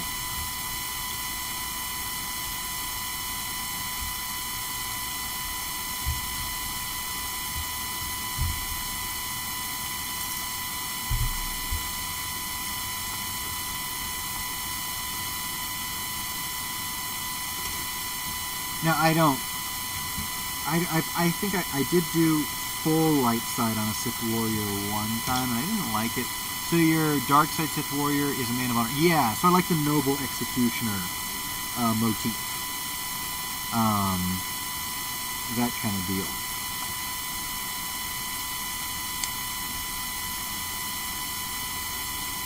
So not the fact that he, turns Jedi, but more the fact that, he offers honor to his foes. He does not just slaughter mercilessly, but he will not show mercy to those who truly.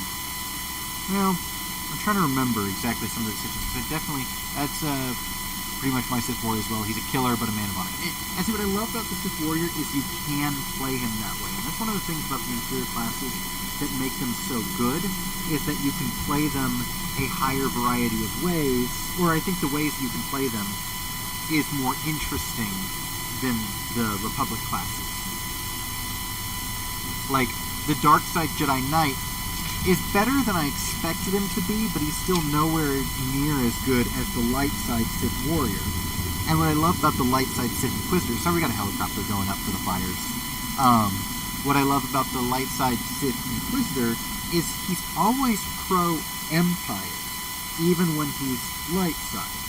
So you can be Light Side but still pro-Empire, and that was a decision that was really attractive to me. It's kind of like, hey, the Empire and Republic can coexist, like there doesn't need to be war, but we can coexist and have a reciprocal relationship where we each fill a need, because the Republic is weak and ineffectual, and the Empire needs to be kept in check morally, so we don't all kill each other.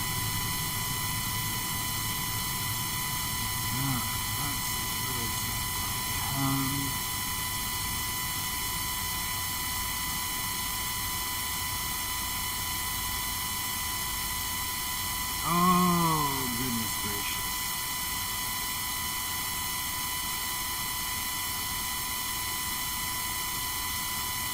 Having a hard time, chat. Alright, I think Krazaus, my male warrior, probably will be more honorable.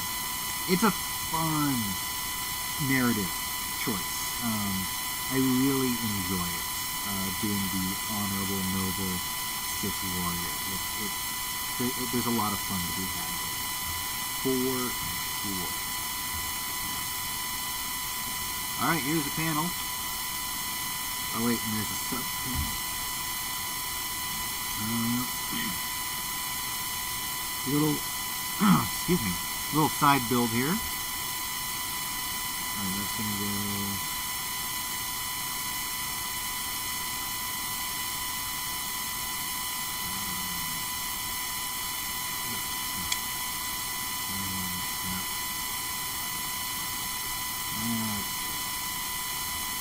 And then we're gonna take this, this, and we're gonna put these here.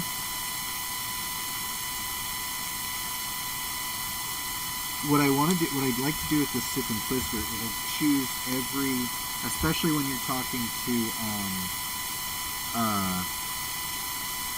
Darth Thanaton, every dialogue choice you can make that references the Sith code, my advice, do it. Because it creates a really compelling narrative about the final line of the Sith code. The Force shall set me free, or through victory my chains are broken. Through victory my chains are broken. And it'll reference that several times, and that can, if you choose the right dialogue choice, be the final line you give to Thanaton before you kill him. If you've been doing it right throughout the whole thing, that's been a running theme throughout the entire story. The idea that the Sith Inquisitor is defined by the final line in the Sith code. Because obviously he started as a slave on Korriban, or a slave who was brought to Korriban. I don't know where he was before. He has the freedom to make that choice. There we go. That sticker isn't quite as well applied as some of the other ones I've done so far, but it's not bad. And then we're going to do this. This is one of the hangar doors. My Sith Inquisitor would probably be like Count Dracula. He can be a suave man of culture, but also do a 180 and be a monster. That is definitely possible with the Sith Inquisitor, man. And what I love about the Sith Inquisitor, there's nothing about him that, like, the Sith Inquisitor needs to be funny. And yet, he's one of the more comedic, like, or at least has the options to be one of the more sarcastic and funny characters that you can play as. Absolutely love that.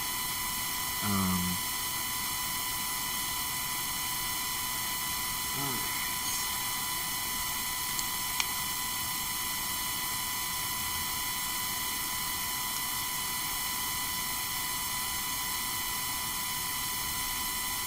Ooh, it's 7. Wow. At least in Pacific time. That's crazy. That is crazy. I have been building this thing for 2 hours. I am much faster when I'm not keeping up on chat. Love those stories that the Inquisitor makes up. Yeah, when first there was this magical incantation I had to do, and then there was this dance in Jawa. Yeah, he's got these fun little things he'll make up. It's too good. Too good. Too good. Great. Oh no! Am I building this wrong? Definitely built some of it wrong. It's built some of it.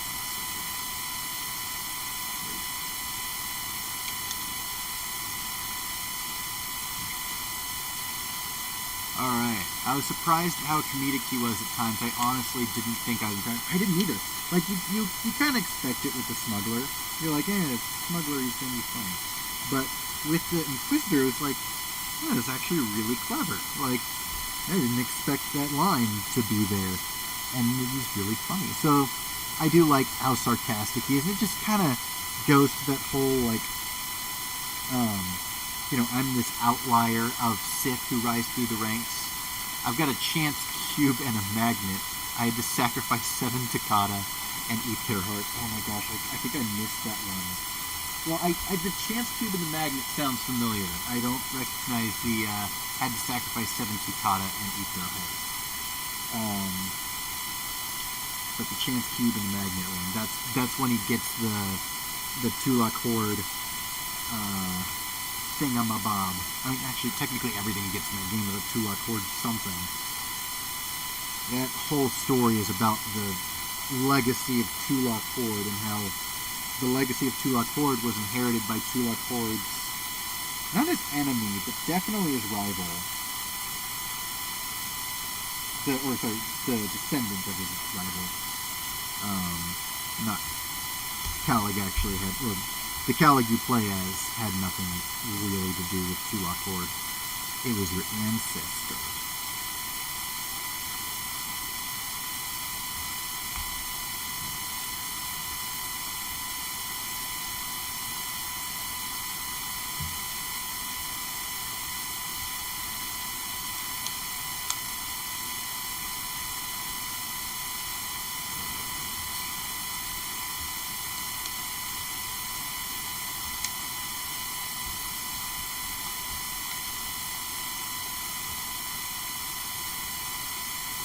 Alright, we're going to do the panel on the other side, and here we go. There we go, that's the panel on the other side.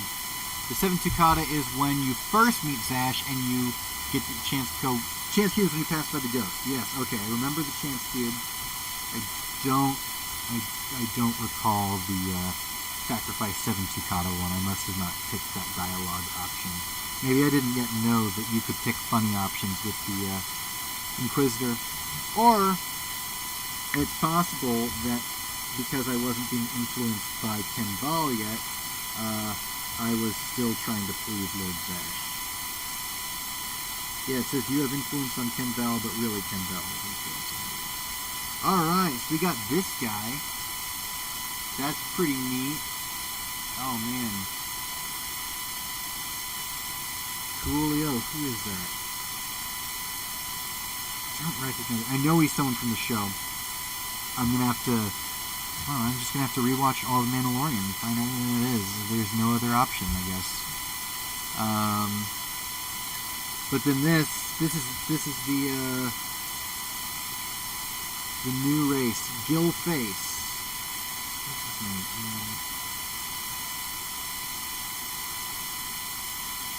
Oh no, that's a crooked sticker. This is a sticker I definitely did not want to be crooked.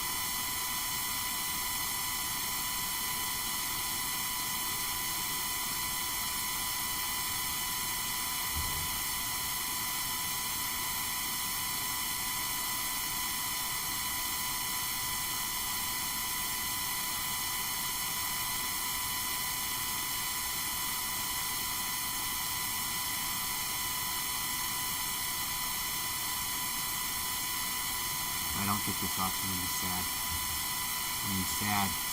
I was actually surprised at how like Thanaton and the Sith Inquisitor were.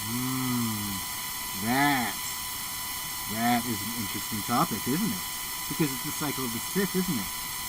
That eventually you will become Thanaton, won't you?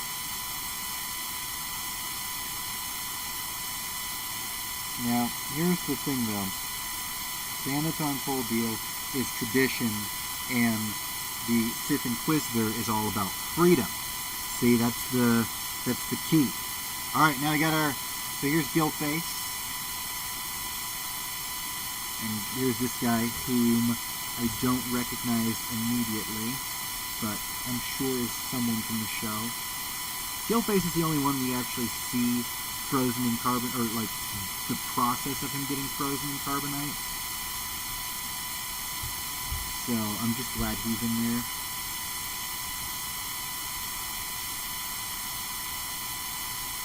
Great. Actually, I'm going to put these in the other way.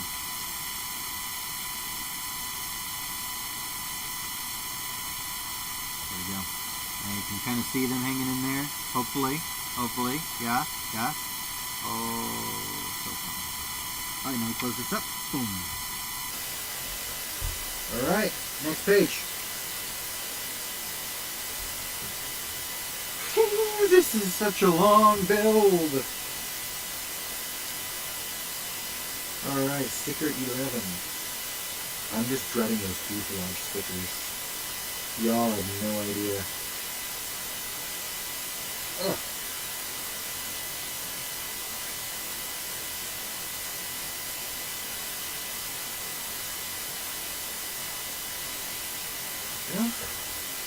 Yeah, actually did better on that one than I did on the other side. Zash got a wig and then a droid and a mic. Also, mic change. Mic stuff change? Mic stuff changed. No. Echo? How are you getting an echo? I only have one input. Hold on.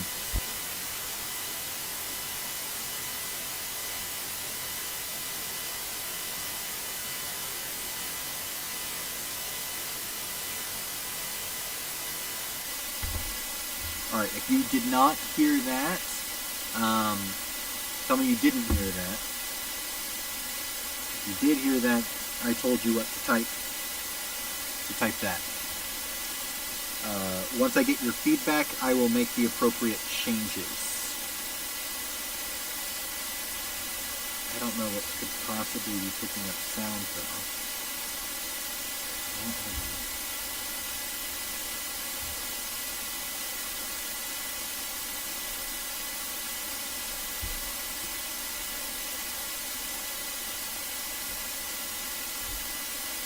Let's see if that does anything. I'm going to try that, okay? Okay, well, if you didn't hear that, that's good. I should have fixed the echo, or I at least did something that potentially fixes the echo. Let me know if the echo is still there, and I'll try something else. Just going to keep trying things until something works, or breaks.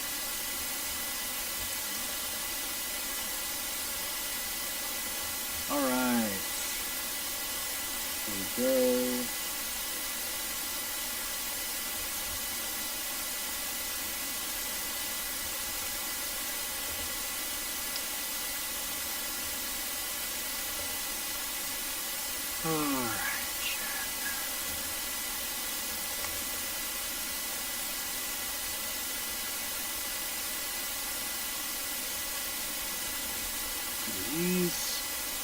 These are new.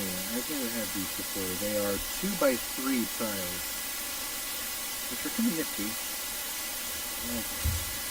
Alright. That compartment which opens up. And you know it does that in the show. That's where they get the carbonite guys out. That's cool. So in the show, these open up, and that's where he gets out and shoots the giant sea monster. And this opens up, and that's where they get the carbonite out. But on the Lego set, this also opens up, just for extra access and playability, which is neat. Always loved some extra features.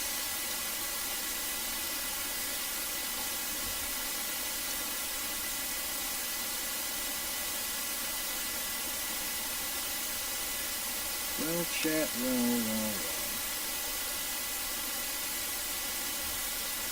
Look what we have.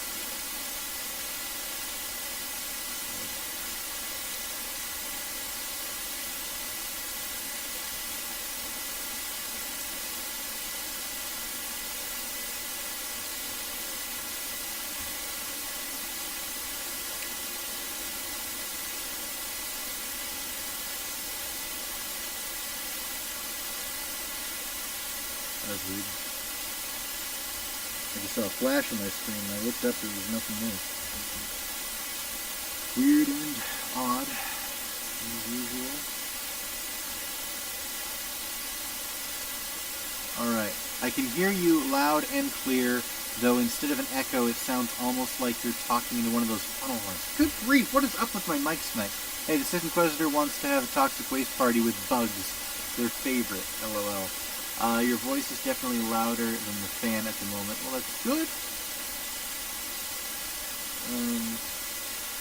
I can't even hear the fan.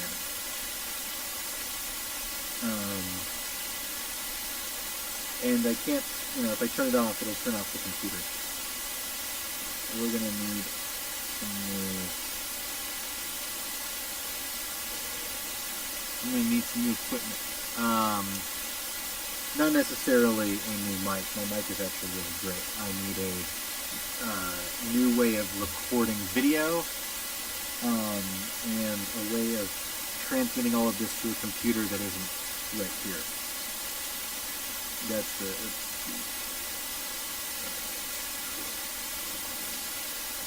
that. Now I do these. So one of these. There we go. Next we'll do this. Right on there. And then we'll do this. There. And then we'll do another of these, and this is going to have sticker number 6. Sticker 6. There you are. And it's going up.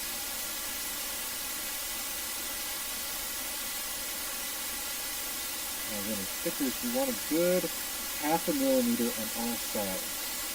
And that'll put the sticker directly in the middle of the instead of a hairdryer, it sounds like static from TV. Oh, no, come on. You barely hear me. Alright, how is that better? Okay. Instead of a hairdryer, it sounds like static from TV, but it isn't blaring. I mean, it's right next to my monitor. I wonder if it's that. Alright, hold on. I'm going to... You're going to tell me if this is better, worse, or just different. Oh, wait, I don't want it right in front of the camera. That's a bad idea. That's still in front of the camera. Gosh, I have like no options with this thing.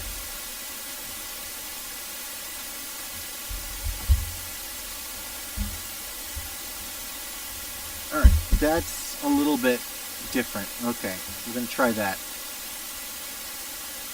It's going to make it harder to look for pieces, but we will survive. And chat, you can let me know. Yeah, no, 2, because we've got Calig and Bill McLaughlin. Christine Hebert is my wife. Hi, girl. Glad you could join us. We are almost done. But still 3 people. Thank you, Calig. Oh, I love it when a sticker goes on so cleanly. Oh, that just makes my heart happy. Happy. Alright, cool. Alright, chat. We are going to put this on this and this on this. And then we're going to take this big old yellow thing and put it in there. And then we're going to take 3 of these 2x2 dark bluish gray with an axle hole in the middle. There we go. There we go. There we go. And then we've got this thing. Great. And then we've got this thing. Like that. And now we've got the gun turrets. Alright. Sleek. And we're going to put this right here, if I'm not mistaken. Yeah, with the stud going down. Alright. Chat, you're not telling me if that's better or worse.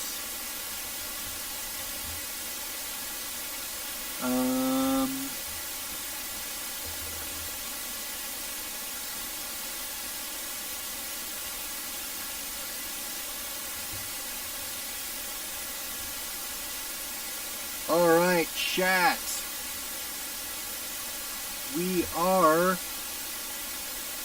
just about finished with this next piece. And this is going to go on this side. Oh, look at that. Look at that. That looks so nice. Oh, man. Lego. You done good with this one. You done real good. Okay, chat. Now let's do the other side. And then I think it'll just be, it might be slightly better. still the same, I think. Gosh, dang it. Well, that might be the most I can do. I don't know what's going on. Hold on, if I turn the gain up.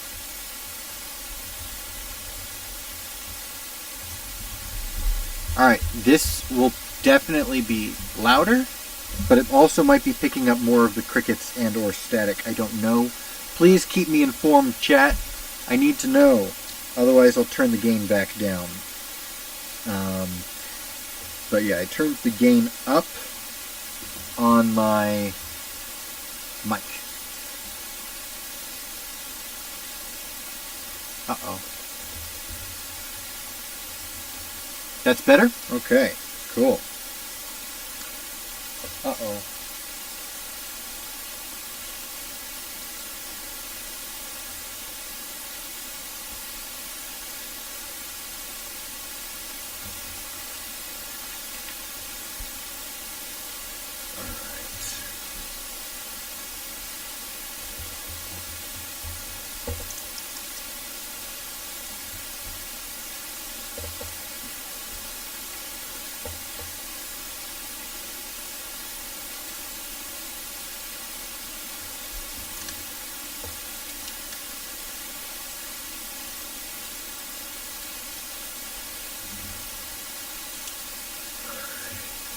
Oops, sorry, chat.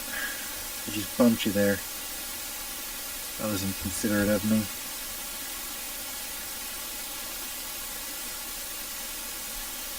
Alright, sticker number 8.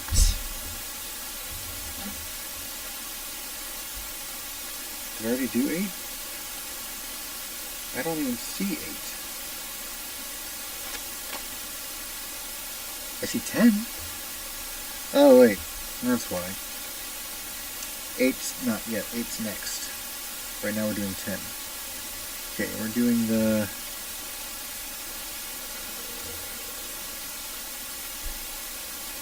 Great. Just like that. That was not my... no, I'm going to redo that sticker. That was actually really bad. I hate that. I feel real good when I get a sticker on just right. And that's not just right, but it's definitely acceptable.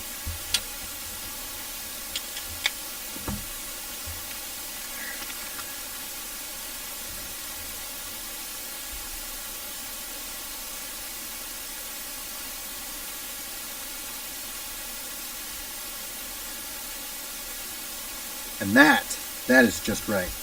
Awesome. Glad we could work together, stickers. Thank you, chat, for the moral support. Woo-boo. Who? Oh, boo-hoo? You said woo-boo?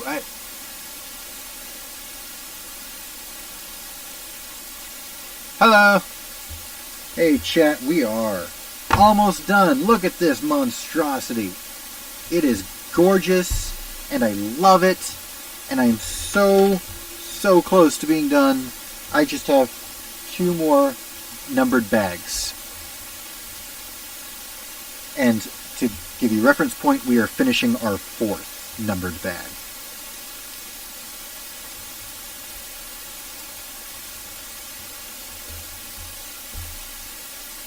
Wait. Oh, I see.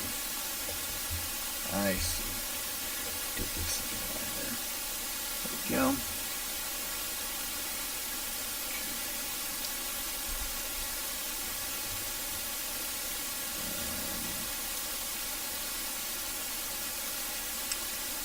Actually, there we go, I fixed it. Okay, now we take this big guy and this big guy, click those together with a nice firm pinch, and we're going to take this, and we're going to take, just being parallel with that, as I did last time, and we're going to attach this facing that way. Great. And then we're going to move on to the next page, where we are going to take a jumper, and we're going to put it on the front, and then we're going to take a 1x2 dark bluish gray, if I can find it,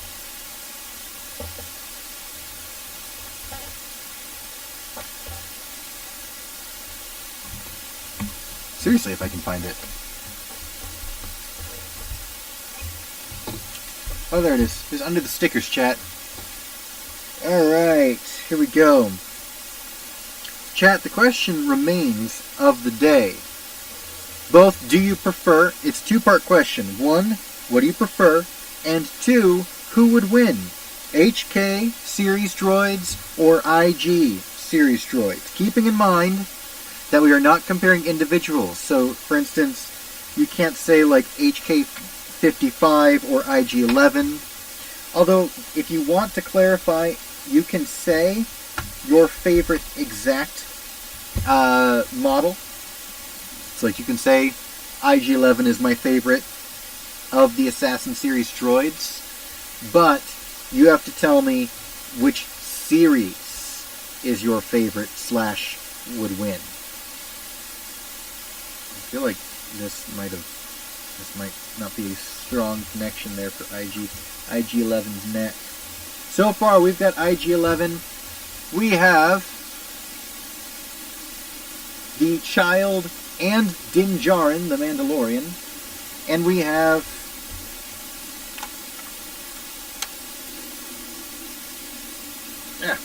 a Scout Trooper with a dual-molded helmet, which is pretty dang cool, if I do say so myself. Well, I guess it doesn't matter whether I say so or not, because I didn't design it. Who cares? HK all the way, says Bill McLaughlin. Statement, there are now 5 people here, by the fact that he's prefacing the statement that is an inside joke referring to the HK series assassin droid. Telling us firmly that his answer is, in fact, the HK series. This is not... I always wondered why reviewers didn't pull down the cargo hatch... not cargo hatch, the bay doors, the side bay doors by themselves, and it appears that they kind of stick... Oh, no, this one's fine. There we go. Cool. As for the model, HK47 specifically. Good choice, Bill McLaughlin. You cannot go wrong there. Alright, we have now finished bag 4. For the extra pieces for bag 4, we have a dark bluish gray round 1x1 tile. We have 2 light bluish gray 1x1 plates. 1 quarter circle dark bluish gray tile, and then 1 light bluish gray 1x1 stud with a hole in the middle and 1 blue Technic to stud adapter.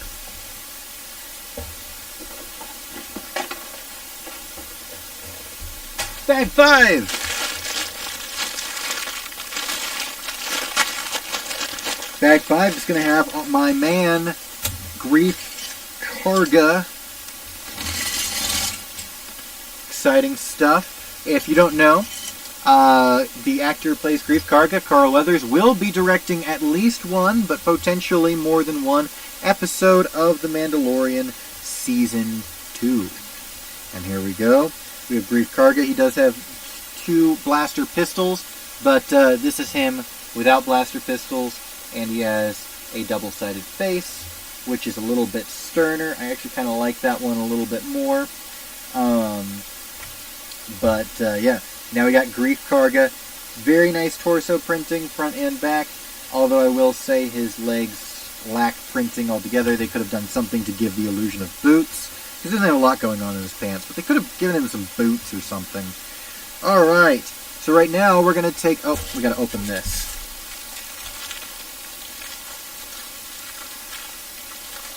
So I think HK47 is going to be my favorite as well, although I do like IG11 and I like HK55, kind of in the same vein as each other. I like them for the same reasons. Nothing tops HK47. Oh, skip the page. Alright, we're going to take these. Alright, Now, here's more interesting question. Who's the best chess player, Darth Jadis or Darth Sidious? Well, Darth Jadis lost and Sidious won. So, I think that I have to go with Sidious. As much as I prefer Jadis, if I'm being completely honest. Jadis was BA, but he was inhibited by the antithesis of plot armor. The plot needed him to not win, and so he didn't win. And that's all there is to it. Alright. Now I've got to dig around my mic, and it's kind of annoying. But it's worth it for you, my friends. Because you got to hear my voice. You got to know that I'm thinking of you. Otherwise you'll be sad. Alright. Cool. Oh, that's not... Oh, no, I hate that. I hate when I do stuff like that. Alright, cool. Now we're going to take two sandy tan 1x3s, and we're going to attach them here and here. Next question, chat. Do you think that the ship Mandalorian Din Djarin is standing in front of in the new trailer is his own ship, the Razor Crest crashed in ice? Let me know what ship you think he is standing in front of, chat. I want to know. Gots to know. Obviously, I already know what I think, but I've got to know what you think, my friends. That's the important thing. I want to know what you, my friends, have to say about our favorite galaxy far, far away. If Jadis didn't have plot armor against him, he would have won. And that's true. That was my point. He would have won. But he did have the antithesis of plot armor. He had plot weakness, so he didn't win. Same thing with Revan, man. I mean, SWTOR was really bad with that. Characters like Revan and Jadis just losing because... By the way, do you guys watch the video I helped Dash on his other channel, Game Lore Dash, Why Revan Always Loses? Calig says, could be, but could also be a crash ship that landed, we found on the cursed white planet of Hoth. Yeah, alright. I just think that the markings on it... You probably can't hear me when I'm bending down looking for this piece I dropped. But I'm going to try to talk anyway. I just think the markings on it are too similar to the Razor Crest. Let me check my battery real quick. Alright, we're at 17%, which means we are still losing battery, but not... Actually, no, we're gaining battery. We're gaining. That's awesome, because we were at 12 when we started. Excellent. I like what I'm hearing. Alright, let's start with this curved piece, since we know where that goes. And then we're going to do a 1x4.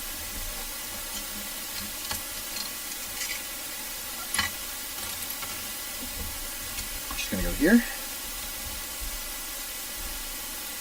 1x3 goes there. Oh, we only have one exposed there. I guess I could have gone off of that. Oh man, that just dropped right into the ship. I got it out. Don't worry, chat. I know you were all on the edge of your seat with that one.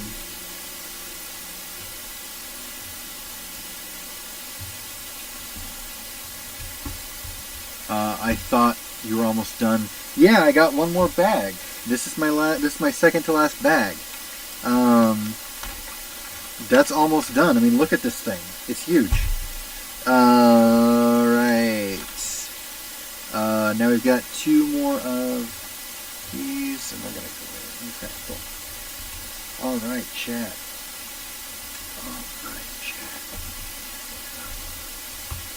That's a nice little, I love that. The lines those make. That's nice. Now we're going to take this guy. We're going to give it some of these guys. He was almost done with 4. Oh yeah, I was almost done with bag 4. But I am almost done overall as well. I'm almost done with bag 5. And then it's just bag 6. And bag 6 is decently sized. But, I mean, it won't take me too long.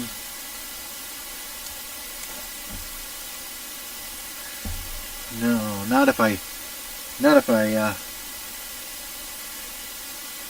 push forward. Alright, cool. Now we're going to get this on here. This is neat. I've never owned this piece, but I know it's not a new piece. I think they introduced it with, I don't remember if they introduced it. Alright, now these are going to go in these little red clips here. There's those red clips right there. And, my views on the Rakata and Revan Flashpoint is a strike team of the future Wrath, the future Darth, Imperius / Nox / Oculus, the Great Hunt Champion, and the Cypher 9 took him out. Yeah, but here's the thing. They still, together, should not have been able to take out Revan. He lost because the Force needed him to lose. And by the Force, I mean BioWare. It sucks. Here's the thing. Revan's power was dependent on you, the player. And as soon as they took the player away from Revan, Revan lost all his power. His power, it was a fourth wall power. His power came from you as a player. And as soon as he was not the main character, as soon as the player could no longer control Revan, Revan always lost. From the book all the way to the end of the Shadow of Revan campaign. Think about it. I'm telling you, that's what's going on. It's literally because his power always came from the player. It came from the fourth wall. I mean, what do you think, chat? Am I crazy? Am I crazy? I think I'm crazy. Here's the thing. I'm totally okay with that.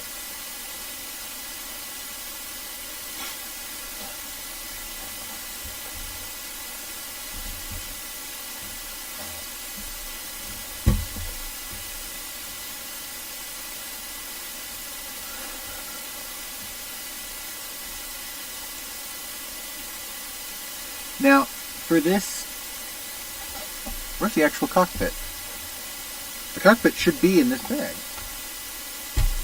And it's big. I wouldn't be missing it. Unless I left it in the bag. Oh no, my instructions! It was bag 5. Because it's transparent for the most part.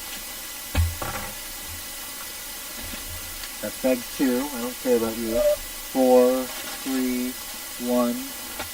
Okay. This has become problematic. Lego.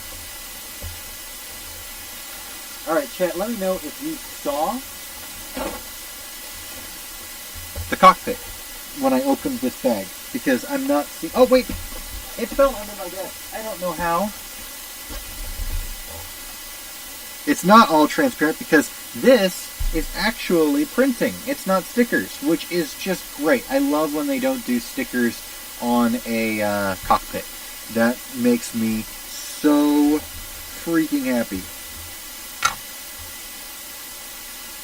Alright, cool. So we're going to take these tan cheese wedges. They're sandy tan cheese wedges. I'm going to put those right there. Then we're going to take the cockpit and we're just going to pop that on like that. And then we're going to take this 1x2 light bluish gray tile. Now this is interesting. These actually are going to click in to these claw grips. There we go, like that. So this just comes out. It doesn't actually flip up, but this flips up. And then you can see there's a weapon rack right there. Fantastic. Alright.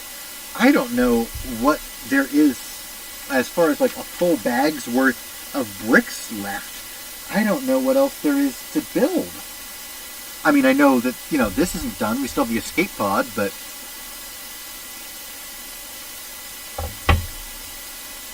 I feel like we're done. Or, I mean, very close to being done once we get the escape pod done. And I think I might be working on the... I'm working on the escape pod now. I don't know what that bag is for.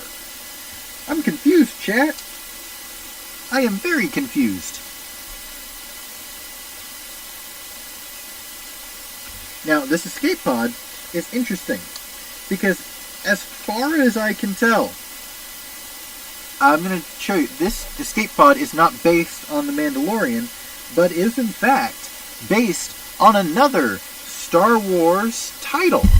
And I'm going to see if you guys agree with me when I show it to you. And I'm going to say that this escape pod actually looks like the escape pod that Rey uses from the Millennium Falcon in The Last Jedi. Now, I know I'm asking you to basically remember The Last Jedi, so I am terribly sorry. Just the most amount of sorry. But, if you want right now, take a moment while I'm building this, and keep this tab open, but open another tab up, and see what the escape pod that Rey uses in The Last Jedi looks like. So you can have that in your mind. This is after Snoke gets bisected, and she's gonna go. Wait, no, this is before Snoke is bisected. I'm sorry, where she gets dropped off in the Dreadnought by Chewie in an escape pod. Look up what it looks like if you want to find a picture. That's probably preferable, but if not, just go to that part of the movie. Or, okay, I just reviewed my memory banks on it. It was rectangular, right? It's kind of rectangular. It's a rectangular shape, and she gets in it like this, and it closes, and there's a little porthole for her face, and she just kind of sits there like this with the lightsaber right here while she descends to the Dreadnought. Look it up, because I want to know if you think that this is based on that escape pod, or if it is actually based on something in The Mandalorian that I am totally and completely missing. Let me know, chat. Calig, I'm counting on you. Look it up.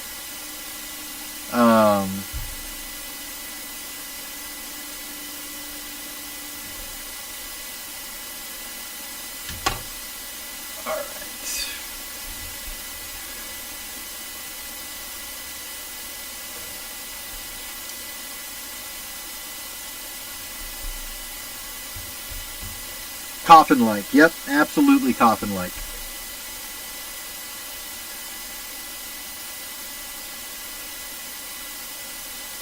That's exactly right.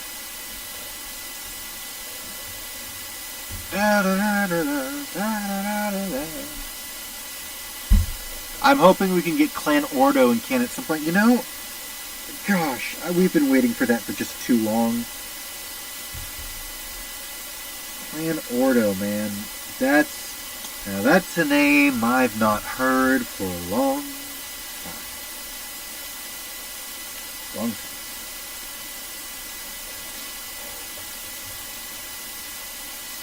Clan Ordo needs to be canon. Make it happen, Disney. We're counting on you. Hey, 4 viewers, welcome.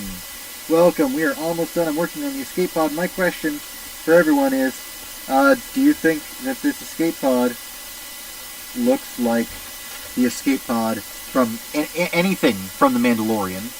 Or does it look more like the escape pod that Rey uses in The Last Jedi? Now, if I can be forgiven for reminding you that The Last Jedi exists, then check it out. I want respect for Clan Fett. Clan Fett is not canon anymore, my friends. Clan Fett is no longer canon. Which I'm more or less okay with.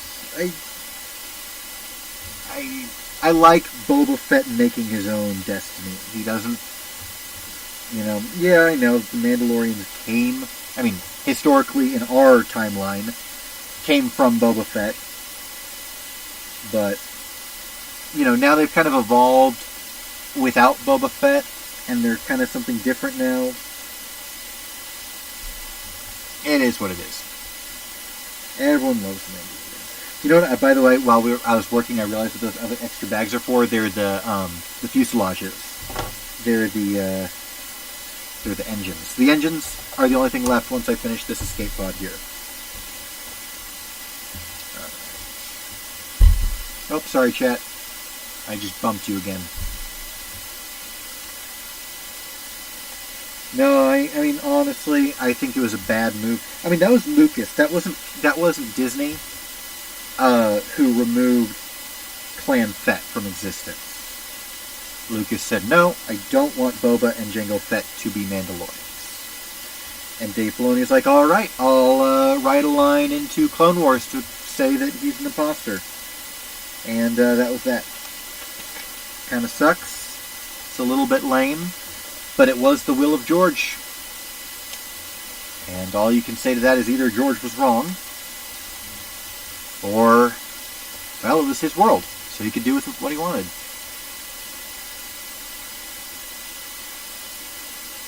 Alright, chat. Interested to see if Timothy Olyphant is going to be playing Seth Bullock. I think Timothy Olyphant is going to be the Sheriff of Tatooine, the man wearing Boba Fett's armor. Alright, chat. Here is the escape pod. We can see we've got these little thrusters here. It's very coffin-like. It's got that little porthole. Let's put Grief Karga in it because he's sitting right here. Yeah, and you can see him right there. So, yeah, I mean, to me, this looks like the escape pod from The Last Jedi. The one that comes out of the Millennium Falcon. Let's see, can I fit the Scout Trooper in there? Maybe. He can fit while holding his gun. That's pretty cool. Yep, Scout Trooper fits. So yeah, definitely reminds me of the... oh, hold on, I've got to hold it a little bit lower. I didn't see that. Okay. Definitely reminds me of the escape pod used in The Last Jedi. That's the only time we really see the Millennium Falcon's escape pod. But it definitely looks nice on top of the ship. Alright. Cool. Interested to see... oh, I already read that comment. Bill McLaughlin. Alright. Extra pieces. We have this little hand dial cranky thing. A red 1x1 stud with a hole in the middle.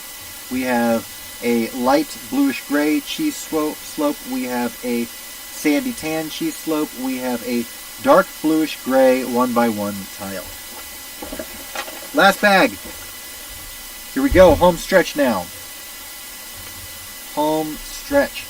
Lots of pistols in this adventure. Alright, chat. Coffin pod, and I agree mostly except for that bitten thing.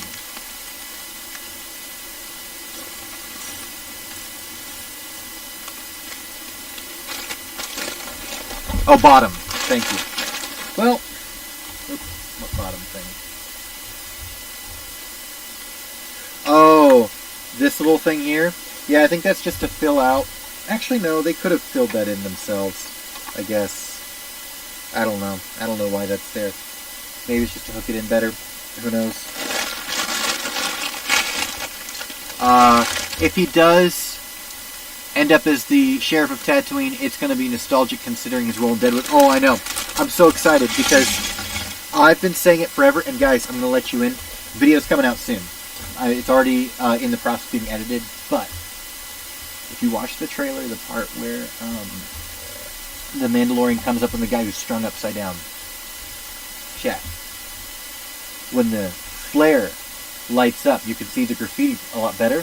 But don't look at the graffiti that's right in front of you. If you look to the far left of the screen, so it's actually going to be this side for you. If you look at the far left of your screen, there is a mural of someone very clearly in Mandalorian armor with dramatically outbowed legs.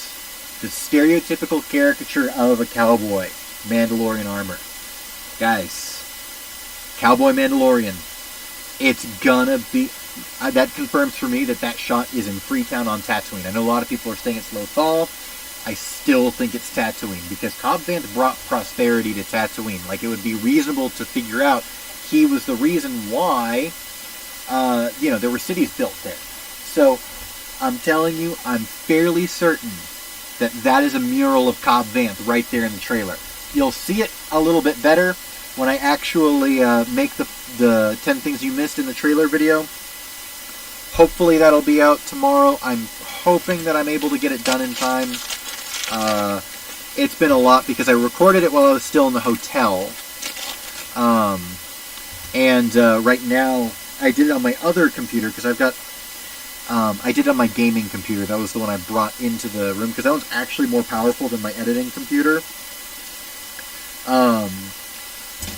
So it's still all rendering right now. Alright.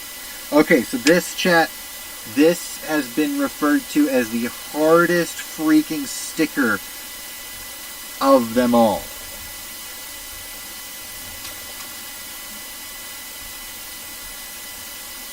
So what Jangbricks suggested is actually figure out about whereabouts it lines up on the other side. So I just did that, and right about there. And I'll say that's actually pretty good. That's actually pretty good. I'm quite proud of myself for getting that first try. I was not expecting that. Wow. This'll crank up the spaghetti western vibe to the max. I know, guys. Chat. I would rather... Okay, would you rather Cobb Vanth or Boba Fett be in this thing? Because controversial opinion, I'd rather Cobb Vanth than Boba Fett. I think that cramming... I've said this before, but I think cramming Boba Fett in... Like, Boba Fett deserves a big appearance. And The Mandalorian is good, but... I don't want I love Din Djarin, and I love Boba Fett, but I love them differently, and I don't want them to have to compete for my attention, you know?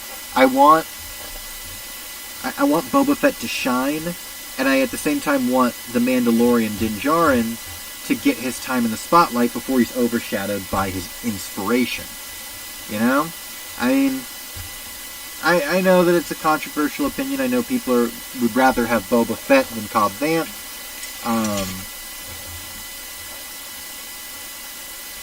Where is this tile? I don't see anything resembling... Oh, here they are. Got it. Yeah, I don't know with this new season, though, man, because it looks like it's getting big. Like, there's a lot of stuff with new and returning characters and all sorts of, like, new locations. Like, here's the thing.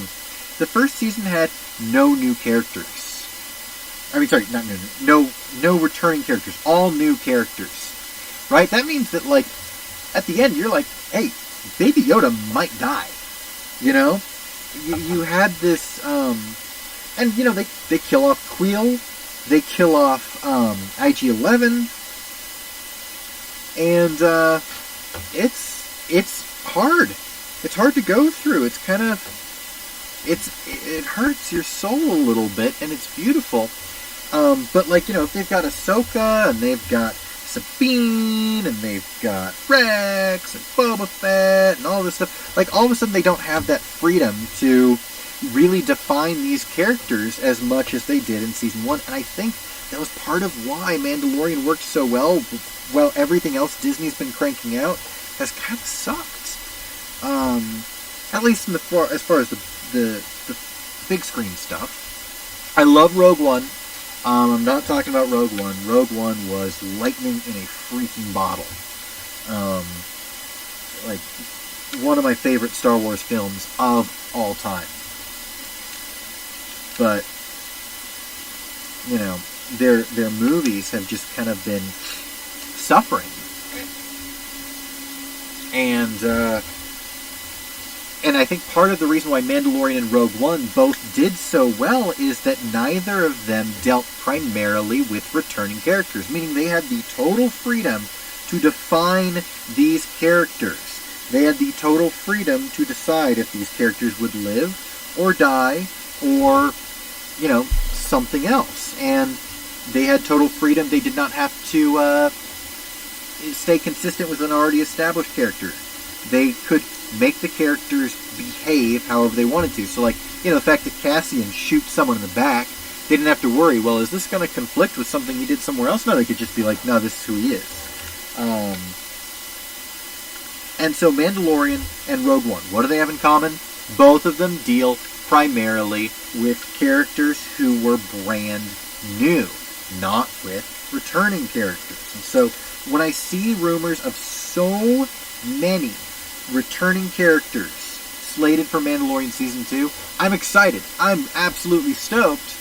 But at the same time, I am a little bit worried, and I'd be lying if I said that I wasn't. It's a bummer. It's certainly a bummer, because I don't want to be worried for Season 2, and I honestly, I have high hopes. I'm not expecting it to be bad. I'm just cautious. I'm cautious. I think that's the best way I can put it. I'm not pessimistic. I'm not saying it's going to be bad. I still think it's actually going to be quite awesome. I'm just cautious. Alright, chat. Alright.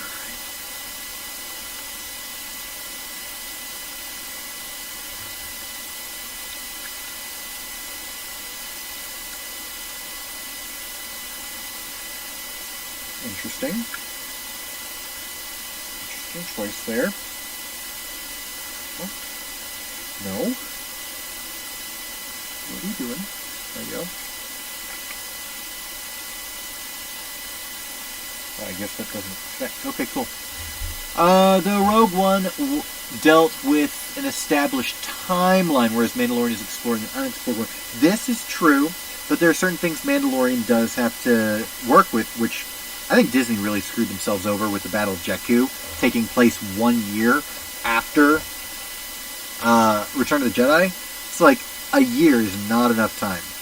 And yeah, they had Operation Cinder, which explains that the Empire was basically self-destructing. But like that kind of means that, you know, Imperial resources during that era have to be severely limited. But you are right. Rogue One was working with an established timeline. And like I've said in previous videos, you know, so much as making R2-D2 and C-3PO show up in a shot after their ship had left, you know, even something as little as that has consequences. Alright. Great. As a reminder, chat, this is an Ask Me Anything, so if you have anything to ask me, I will answer it.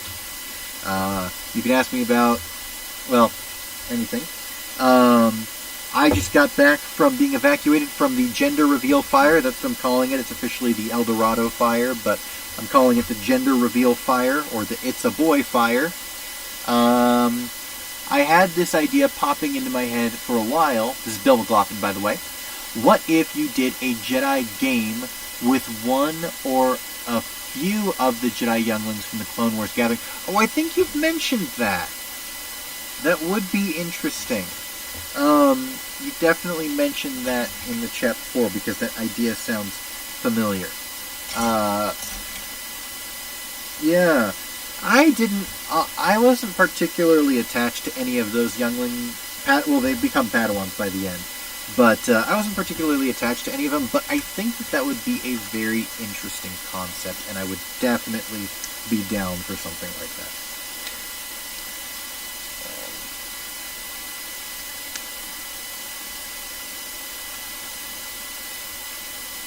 Alright. Cool.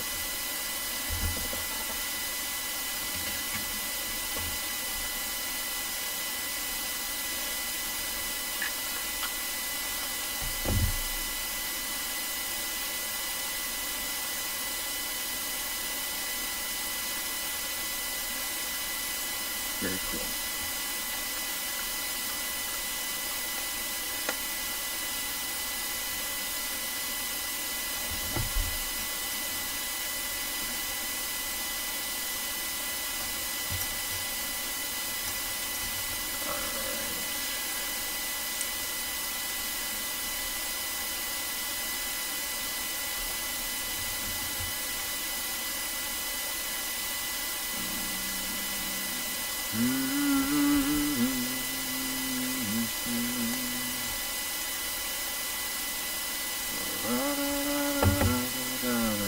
Da-da, da-da, all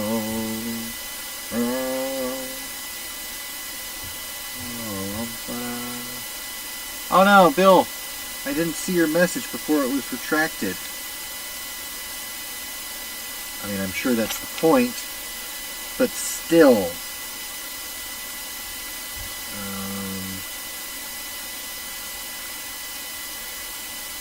Okay, and now one more thing.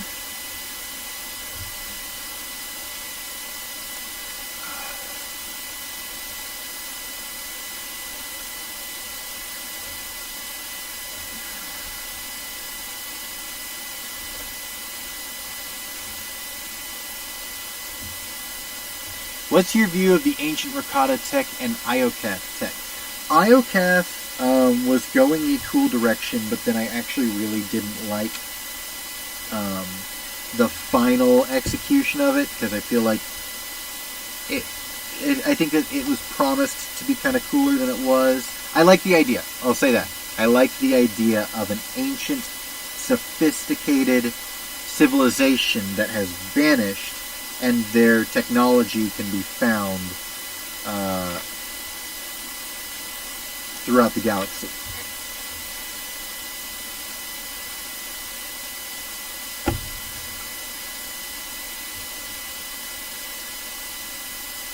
I like that.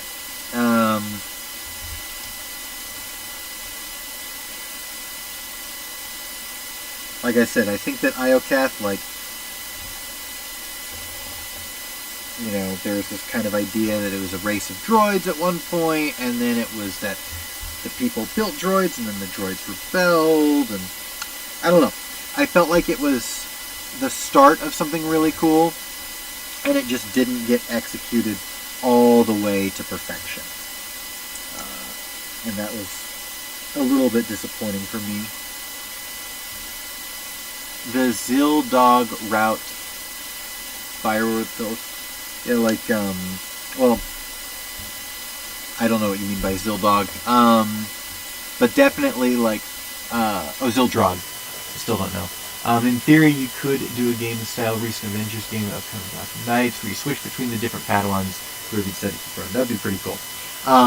But in answer to what you're saying about BioWare, they did that with the Protheans, they did that with Rakata. I mean, that's kind of one of their shticks, is the ancient civilization that left behind a bunch of stuff for the main character to attach themselves to. I kind of wish, I'm curious if the Zepho are the canon substitute for Rakata. No, so Rakata Prime is still a planet. I mean, technically the Rakata species isn't confirmed, but Rakata Prime is, and it's referenced as a planet that had something to do with, an ancient species, but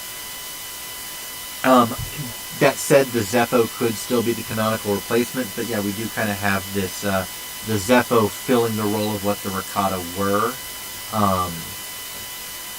So I don't know. I don't know what they're going to do with that.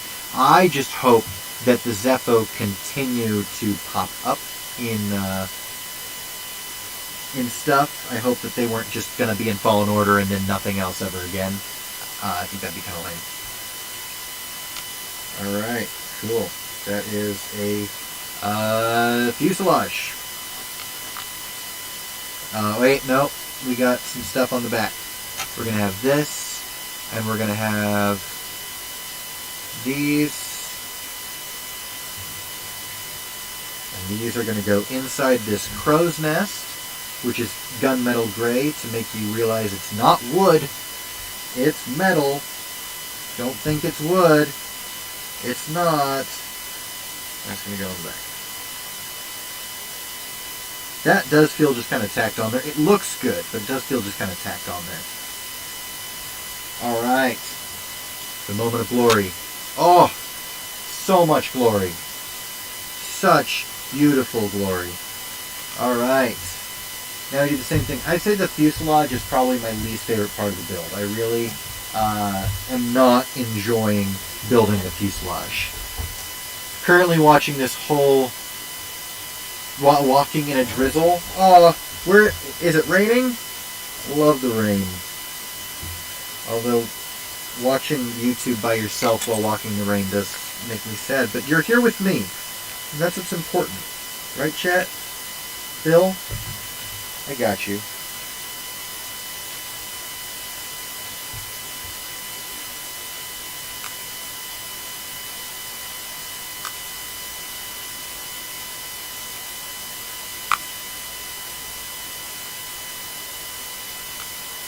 So important that I get this straight.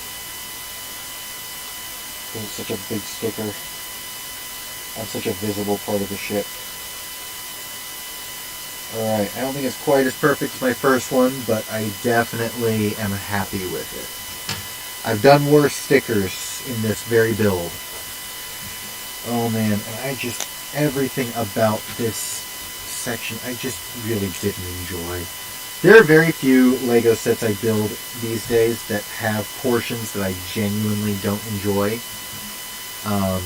This is one of them, this fuselage. It's just not fun to build. Now the rest of it, I will say, the entire body, especially the cockpit and the roof, very fun to build. It evolved very quickly. You never felt like you were getting stale. You never felt like you were on one portion for too long. It definitely felt like you were always making progress. But man, this fuselage, just everything stalls. Everything comes to a halt. I kind of wish that this was done before the roof, so you could like slow down and then build the fuselage and then you speed back up again for the end. But now I know I'm going to end on a really slow note, and that does bum me out. Pacing's important, guys. Not exactly raining, but drizzling. Surprisingly, the cars just passing by are louder than the... Surprisingly, the cars are louder than the fan. Wow. Thanks, man. That just makes me feel all toasty inside. I think the Razor Crest is more of a Wookiee-based gunship than a Republic gunship. It definitely... I could see that certainly more so than a Republic gunship. I do not think this looks like a Republic gunship. I think that it has... I mean, yes, sorry, it looks like a Republic gunship, but the modifications that would need to be done to it would be huge. And major restructurization. Like, they would majorly affect the structure. It wouldn't just be like, oh, you know, we moved some stuff. But, like, you'd have to really work at it to turn it into this. And it is just not a logical... There's no through line between the two where it's like, okay, I could see... Like, you know, you look at Han Solo's Falcon versus Lando's Falcon. And you're just like, okay, I see the logic of how it got from A to B. I see that. You know, I can see that through line. Or, like, even the evolution of... I guess the T-65 X-Wing to the T-70 X-Wing isn't actually one ship being modified, but, you know, so... in any case, it wouldn't make sense if a Republic gunship was modified, it would take a lot to get it to where the Razor Crest is at. That just doesn't make a whole lot of sense. Alright, it looks more like the gunship from Force Unleashed 2, if you remember. Oh my goodness. The gunship from Force Unleashed 2. I just remember the, what is it, the Shadow Rider, or what was Galen Merrick? Not Galen Merrick. Is it Galen Merrick? Yeah, Galen Merrick. What was Galen Merrick's ship's name? It wasn't the Shadow Rider. It was the, I mean, the word shadow in it, I'm almost certain, or some permutation thereof.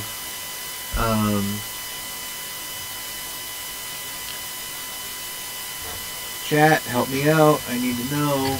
Rogue Shadow, that's the one. Thank you, Bill. You are the real MVP today. Rogue Shadow! Exclamation marks. Ooh.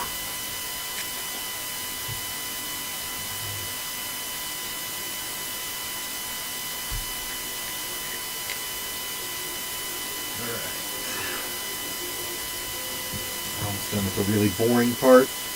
I hate this part so much. I really don't like this next part.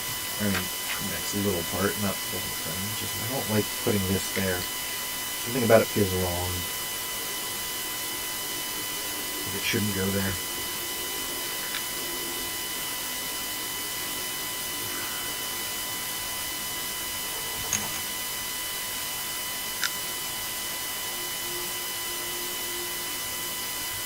Oh, the fuselages definitely feel a little off to me.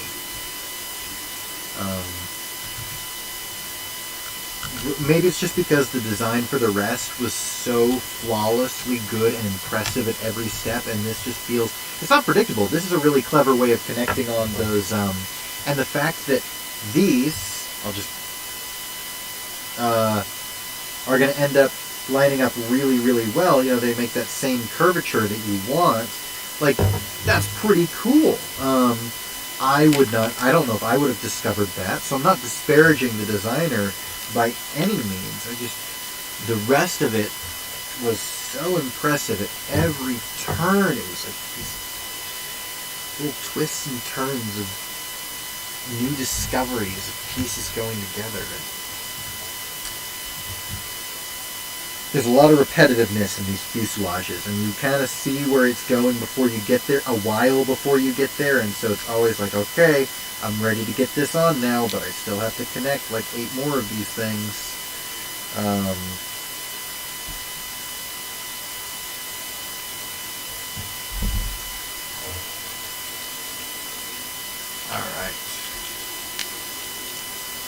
Alright. Cool. Alright, chat.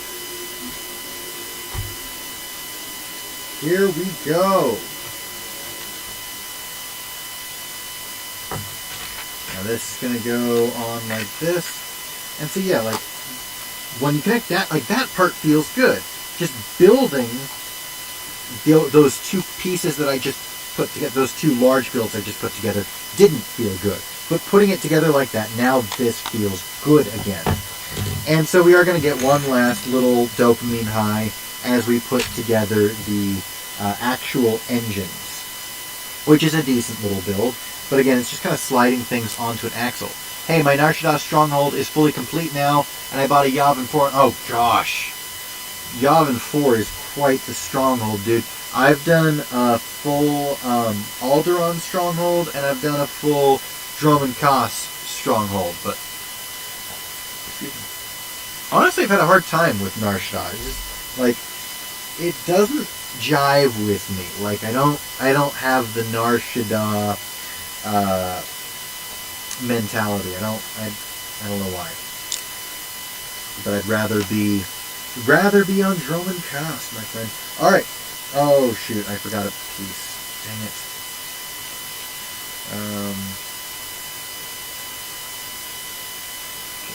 There we go. That. Wait, no. Other side.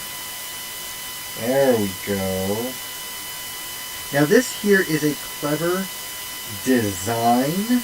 I'm really proud of Lego and the designer. I don't know the name of the designer. I would have done well to look that up.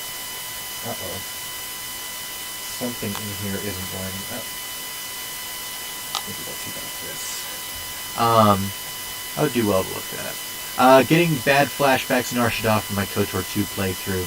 All the time I played through SWTOR, I actually never did that. Oh, I love the Stronghold thing. That's actually one of my favorite parts of SWTOR. Far and away. Oh, wait. I actually didn't build that long. I just forgot about this.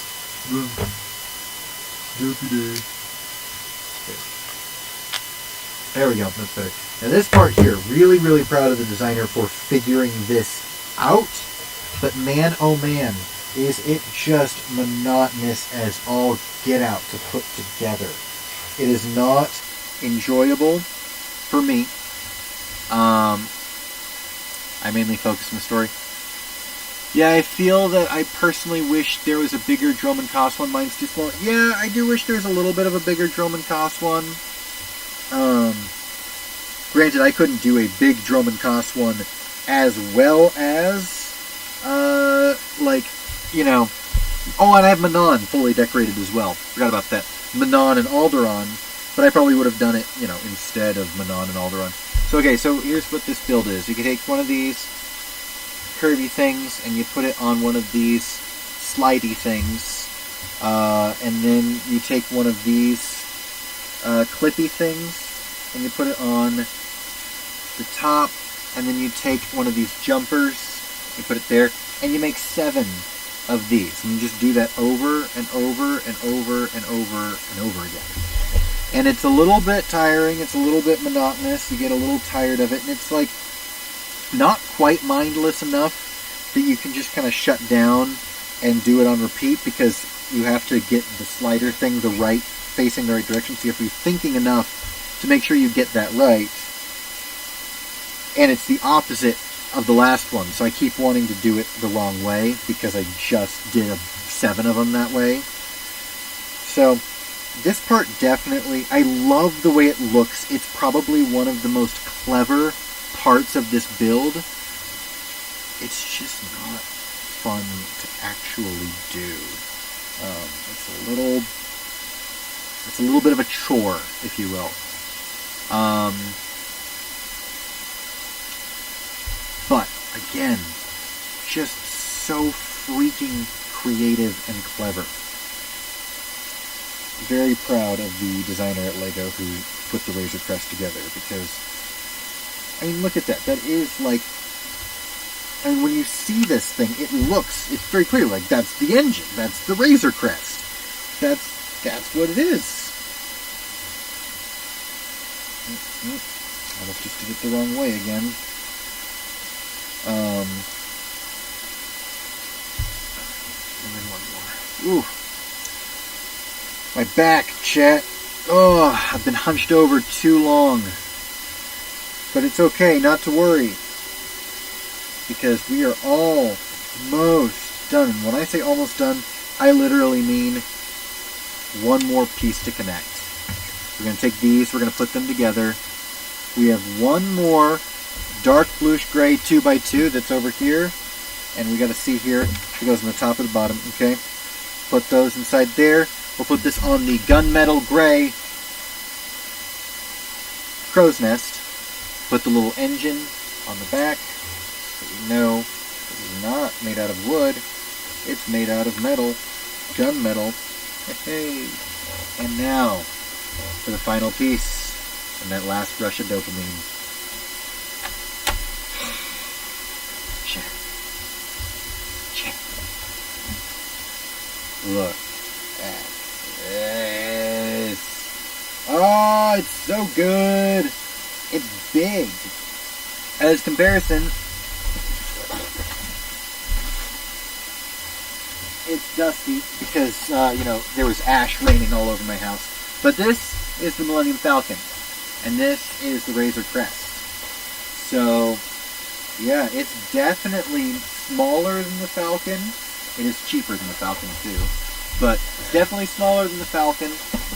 But not by much. Not by much. It's pretty hefty in size. So we're going to take this off, and now we can put the Mandalorian in there. I actually kind of want to take his cape off. I wonder if IG-11 can stand. No, it doesn't look like he can. Dang it. That would have been cool. But there's a little illusion of a staircase in there. Then we can open this up, and we've got a little gun rack, which we can put our stock Mandalorian weapon. Actually, let's put it the other way. It's supposed to go that way. There we go. And then we can just close that up like that. Cool. Here we've got another gun rack, and this would have been canonically where his actual weapon was.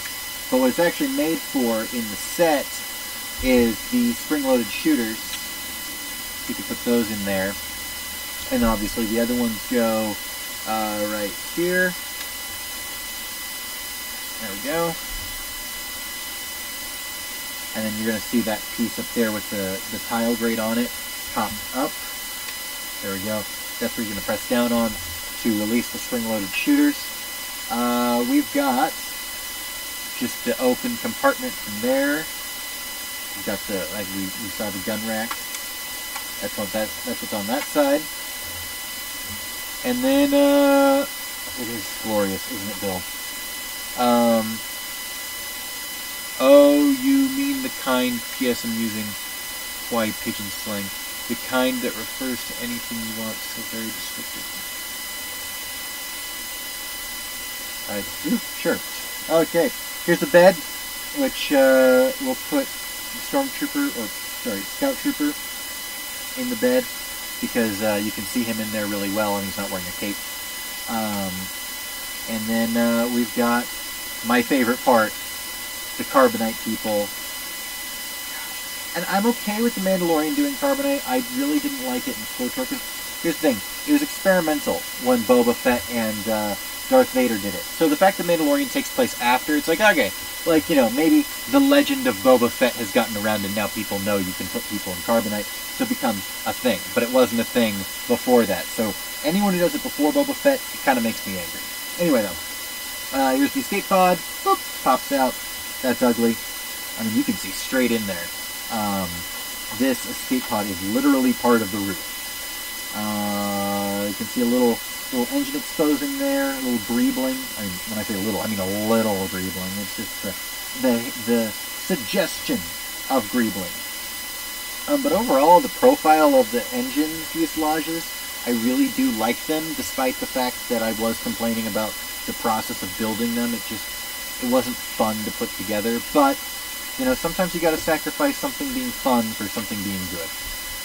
And that is a fact of life, I suppose. But overall, yeah, and then, let's see, let's do one last look at the minifigures. So we have the Mandalorian Din Djarin. As a comparison, this is the Mandalorian, this is the Mandalorian Din Djarin, and the child, who is just so tiny. I mean, he's very, very small. Very good printing on him. Really solid work. As a comparison, this is the Mandalorian that came with the ATST walker. They are identical. The only difference is that mine is slightly misprinted on the face. This one is not. So the design is identical. Just because it's misprinted doesn't mean it's actually anything different. As a comparison, here is a Mandalorian that comes in the Mandalorian Battle Pack. Here we have our Scout Trooper and IG-11, where are you? Who's going to beat the crap out of him and punch his face until he bends the speeder bike in half. Both really great. I mean, the printing on the Scout Trooper is just phenomenal. And this is a dual molded helmet. No angry clone, which made Jangbricks real happy. And then we've got Carl Weathers, which looks angry, but that's making me happy. I'm going to probably keep it on his angry face for the most part. I have to build like a cantina or something for him to sit in, because I'm not going to put him in the Razor Crest. As a quick note, the only named character, I should say, made for the Mandalorian to not be included in this set is Cara Dune, who was included with the Raider ATST Walker. Cara Dune is a very good minifigure. She has gunmetal gray actually in her chest piece, so that is slightly reflective. Really good back printing, even though it's covered by hair most of the time. She's got a double face, as you can see. And she actually has, I don't know if you can see it, but that's actually the, you're not going to see that, but if you can, that's actually the Rebel logo on her cheek, which is really cool that they did that. Or New Republic, no, it's the Rebellion logo, it's just blue. Really cool. So, the entire lineup, we've got the Mandalorian and Cara Dune and Carl Weathers all together. We've got the child. We've got a Scout Trooper who is a new-ish figure. I don't know how new he is, but black arms. Like, why weren't they doing that earlier? And then, alright, I showed Carl Weathers. Oh, right. IG-11, who is not a new design, but that is a new printing that is different from the IG-88 printing for his head. Real cool stuff.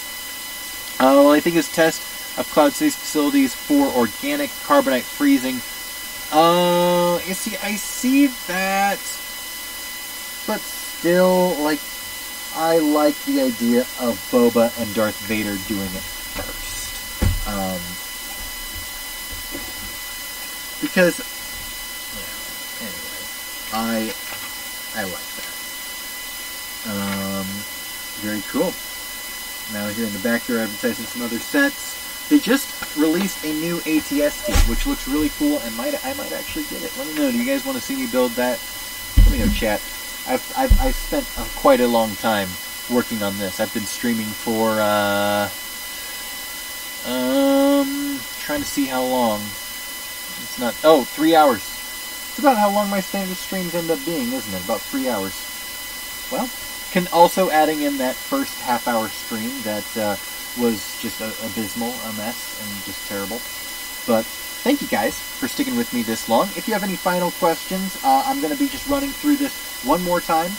And let me know those questions, because this isn't Ask Me Anything. So if you have any questions for me, wanting to know anything about me, or wanting to know anything about the channel, things coming forward, things coming out, let me know. Yeah. We're actually going to run something really special. If you will, stick with me for a moment.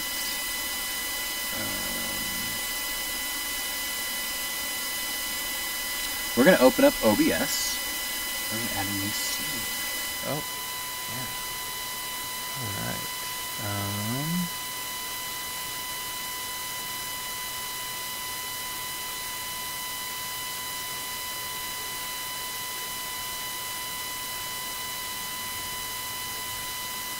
Alright, we're going to add a browser, and then we're going to go here. And we're going to go to Studio. And then we're going to go to Videos. And we're going to... So chat, I'm going to share with you something really special, because you made it to the end of this incredible stream. Sorry, the stream has not been incredible per se, but it's certainly been an adventure. And forgive the sound, there's going to be a little bit of sound coming through right now.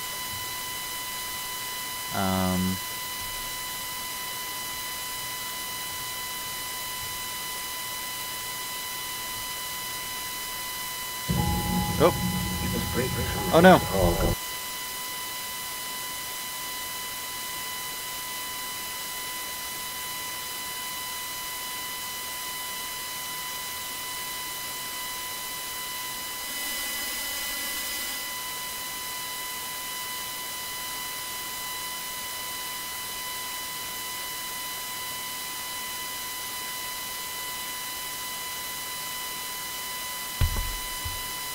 Alright, chat. Sorry about that. I had to mute myself for a second. I was going to spoil something big.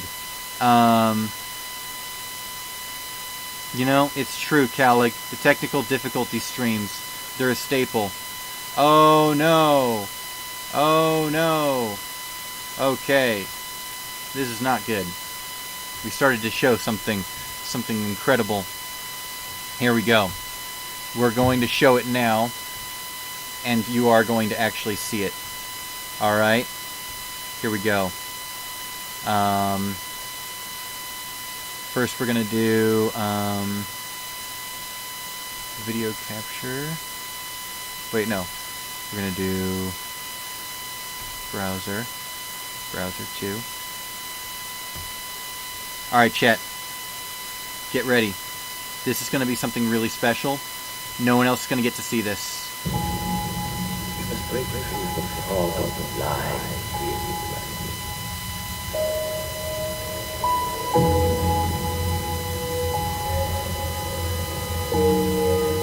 I am a Jedi, like my father before me.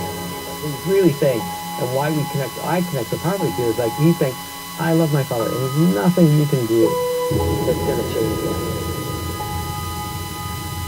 But then I looked inside, and it was beyond what I ever imagined.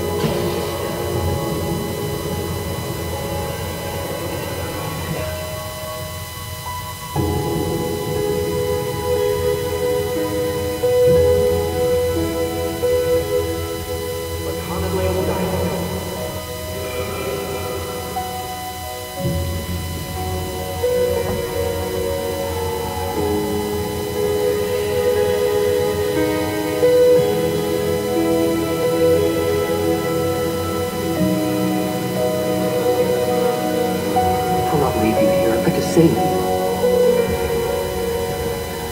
The weapon of a Jedi Knight.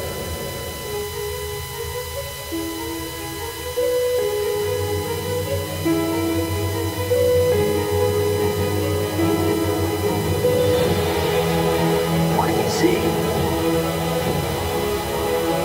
I didn't see you. I came to this island to die.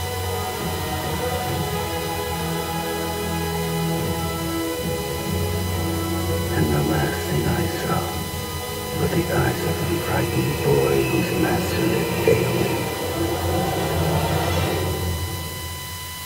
He's Jake Skywalker. He's not my Luke Skywalker.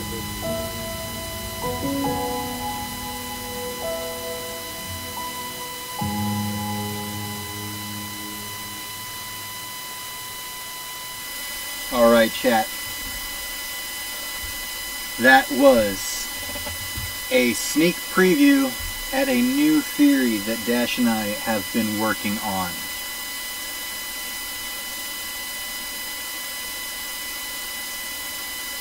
What do you guys think?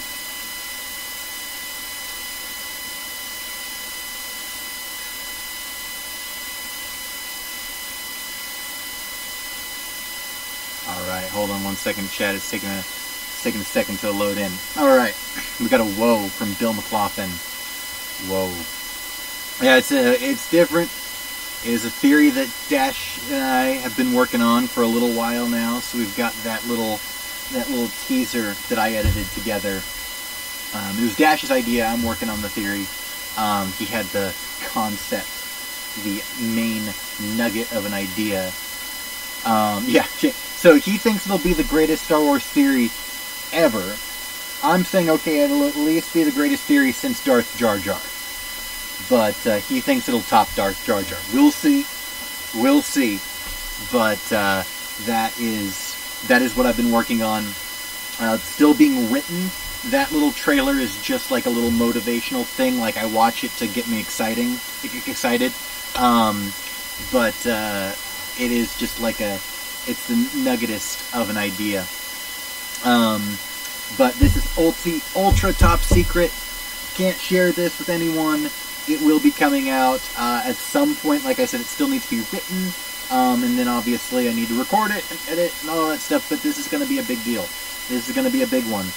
Right now, Mandalorian coverage is taking up a bulk of my work time. So I have not had the time to actually be working on this theory yet. Or at least, buttoning it up. I've been prioritizing Mandalorian. But this is happening. The Luke was always... The Luke was dead theory. Yeah. It's gonna be big. We're very excited about this one. So hopefully you guys are excited too. Let me know if you are excited in the chat. But anyway, guys, this is going to do it for me. I am going to get to bed, or maybe not bed, but I'm at least gonna call the work day over. This was not much of work, but it was still work related. It wasn't like I was writing or editing or something actually difficult, but I was building Legos and with chat, so it was fun. And I'm not even on a channel I get paid for. So. But it's building the community, right? It's important. So, anyway, guys, thank you all so much for watching. I will see you all next time, my friends. Don't forget to subscribe to this channel. We're trying to grow it and eventually want to turn it into its own channel with a separate focus, probably on things related to Star Wars in real life. I'm going to be getting better at streaming as we go along so we have less technical difficulties, so that we have more fun. It'll be more interesting. I'm going to keep you guys engaged and keep you guys having a good old time. In the meantime, look out on Lore Star for new theories. Having a good Saturday and Sunday night. Until next live stream, thank you, Calic. Interested to see what becomes of this. Thank you, Bill. I'm excited to see as well. We are going to be, I'm going to be working on Lore Star for the most part, but keep your eye on this channel. We're going to have some interesting stuff. And let me know if I did a Patreon that had like behind the scenes things or things like that. If you guys be interested in that, let me know. I haven't, because I'm like, what do I have to offer that's interesting? But I'm like, I could do behind the scenes, like something like that trailer. And I'm thinking of doing a trailer like that for every theory that I do, every new theory I come up with. And so those would all be available on a Patreon before they would be available on YouTube. Like, that would be available by now, and that theory probably won't be on YouTube for another month or so. But anyway, yes, peace, lore, and chat. Peace to you, Bill McLaughlin. Peace to you, Calig. And to the two lurkers in here, I love you just as much, even if I don't know your name. Thank you all so much for watching, and as always, may the lore be with you, now and forever.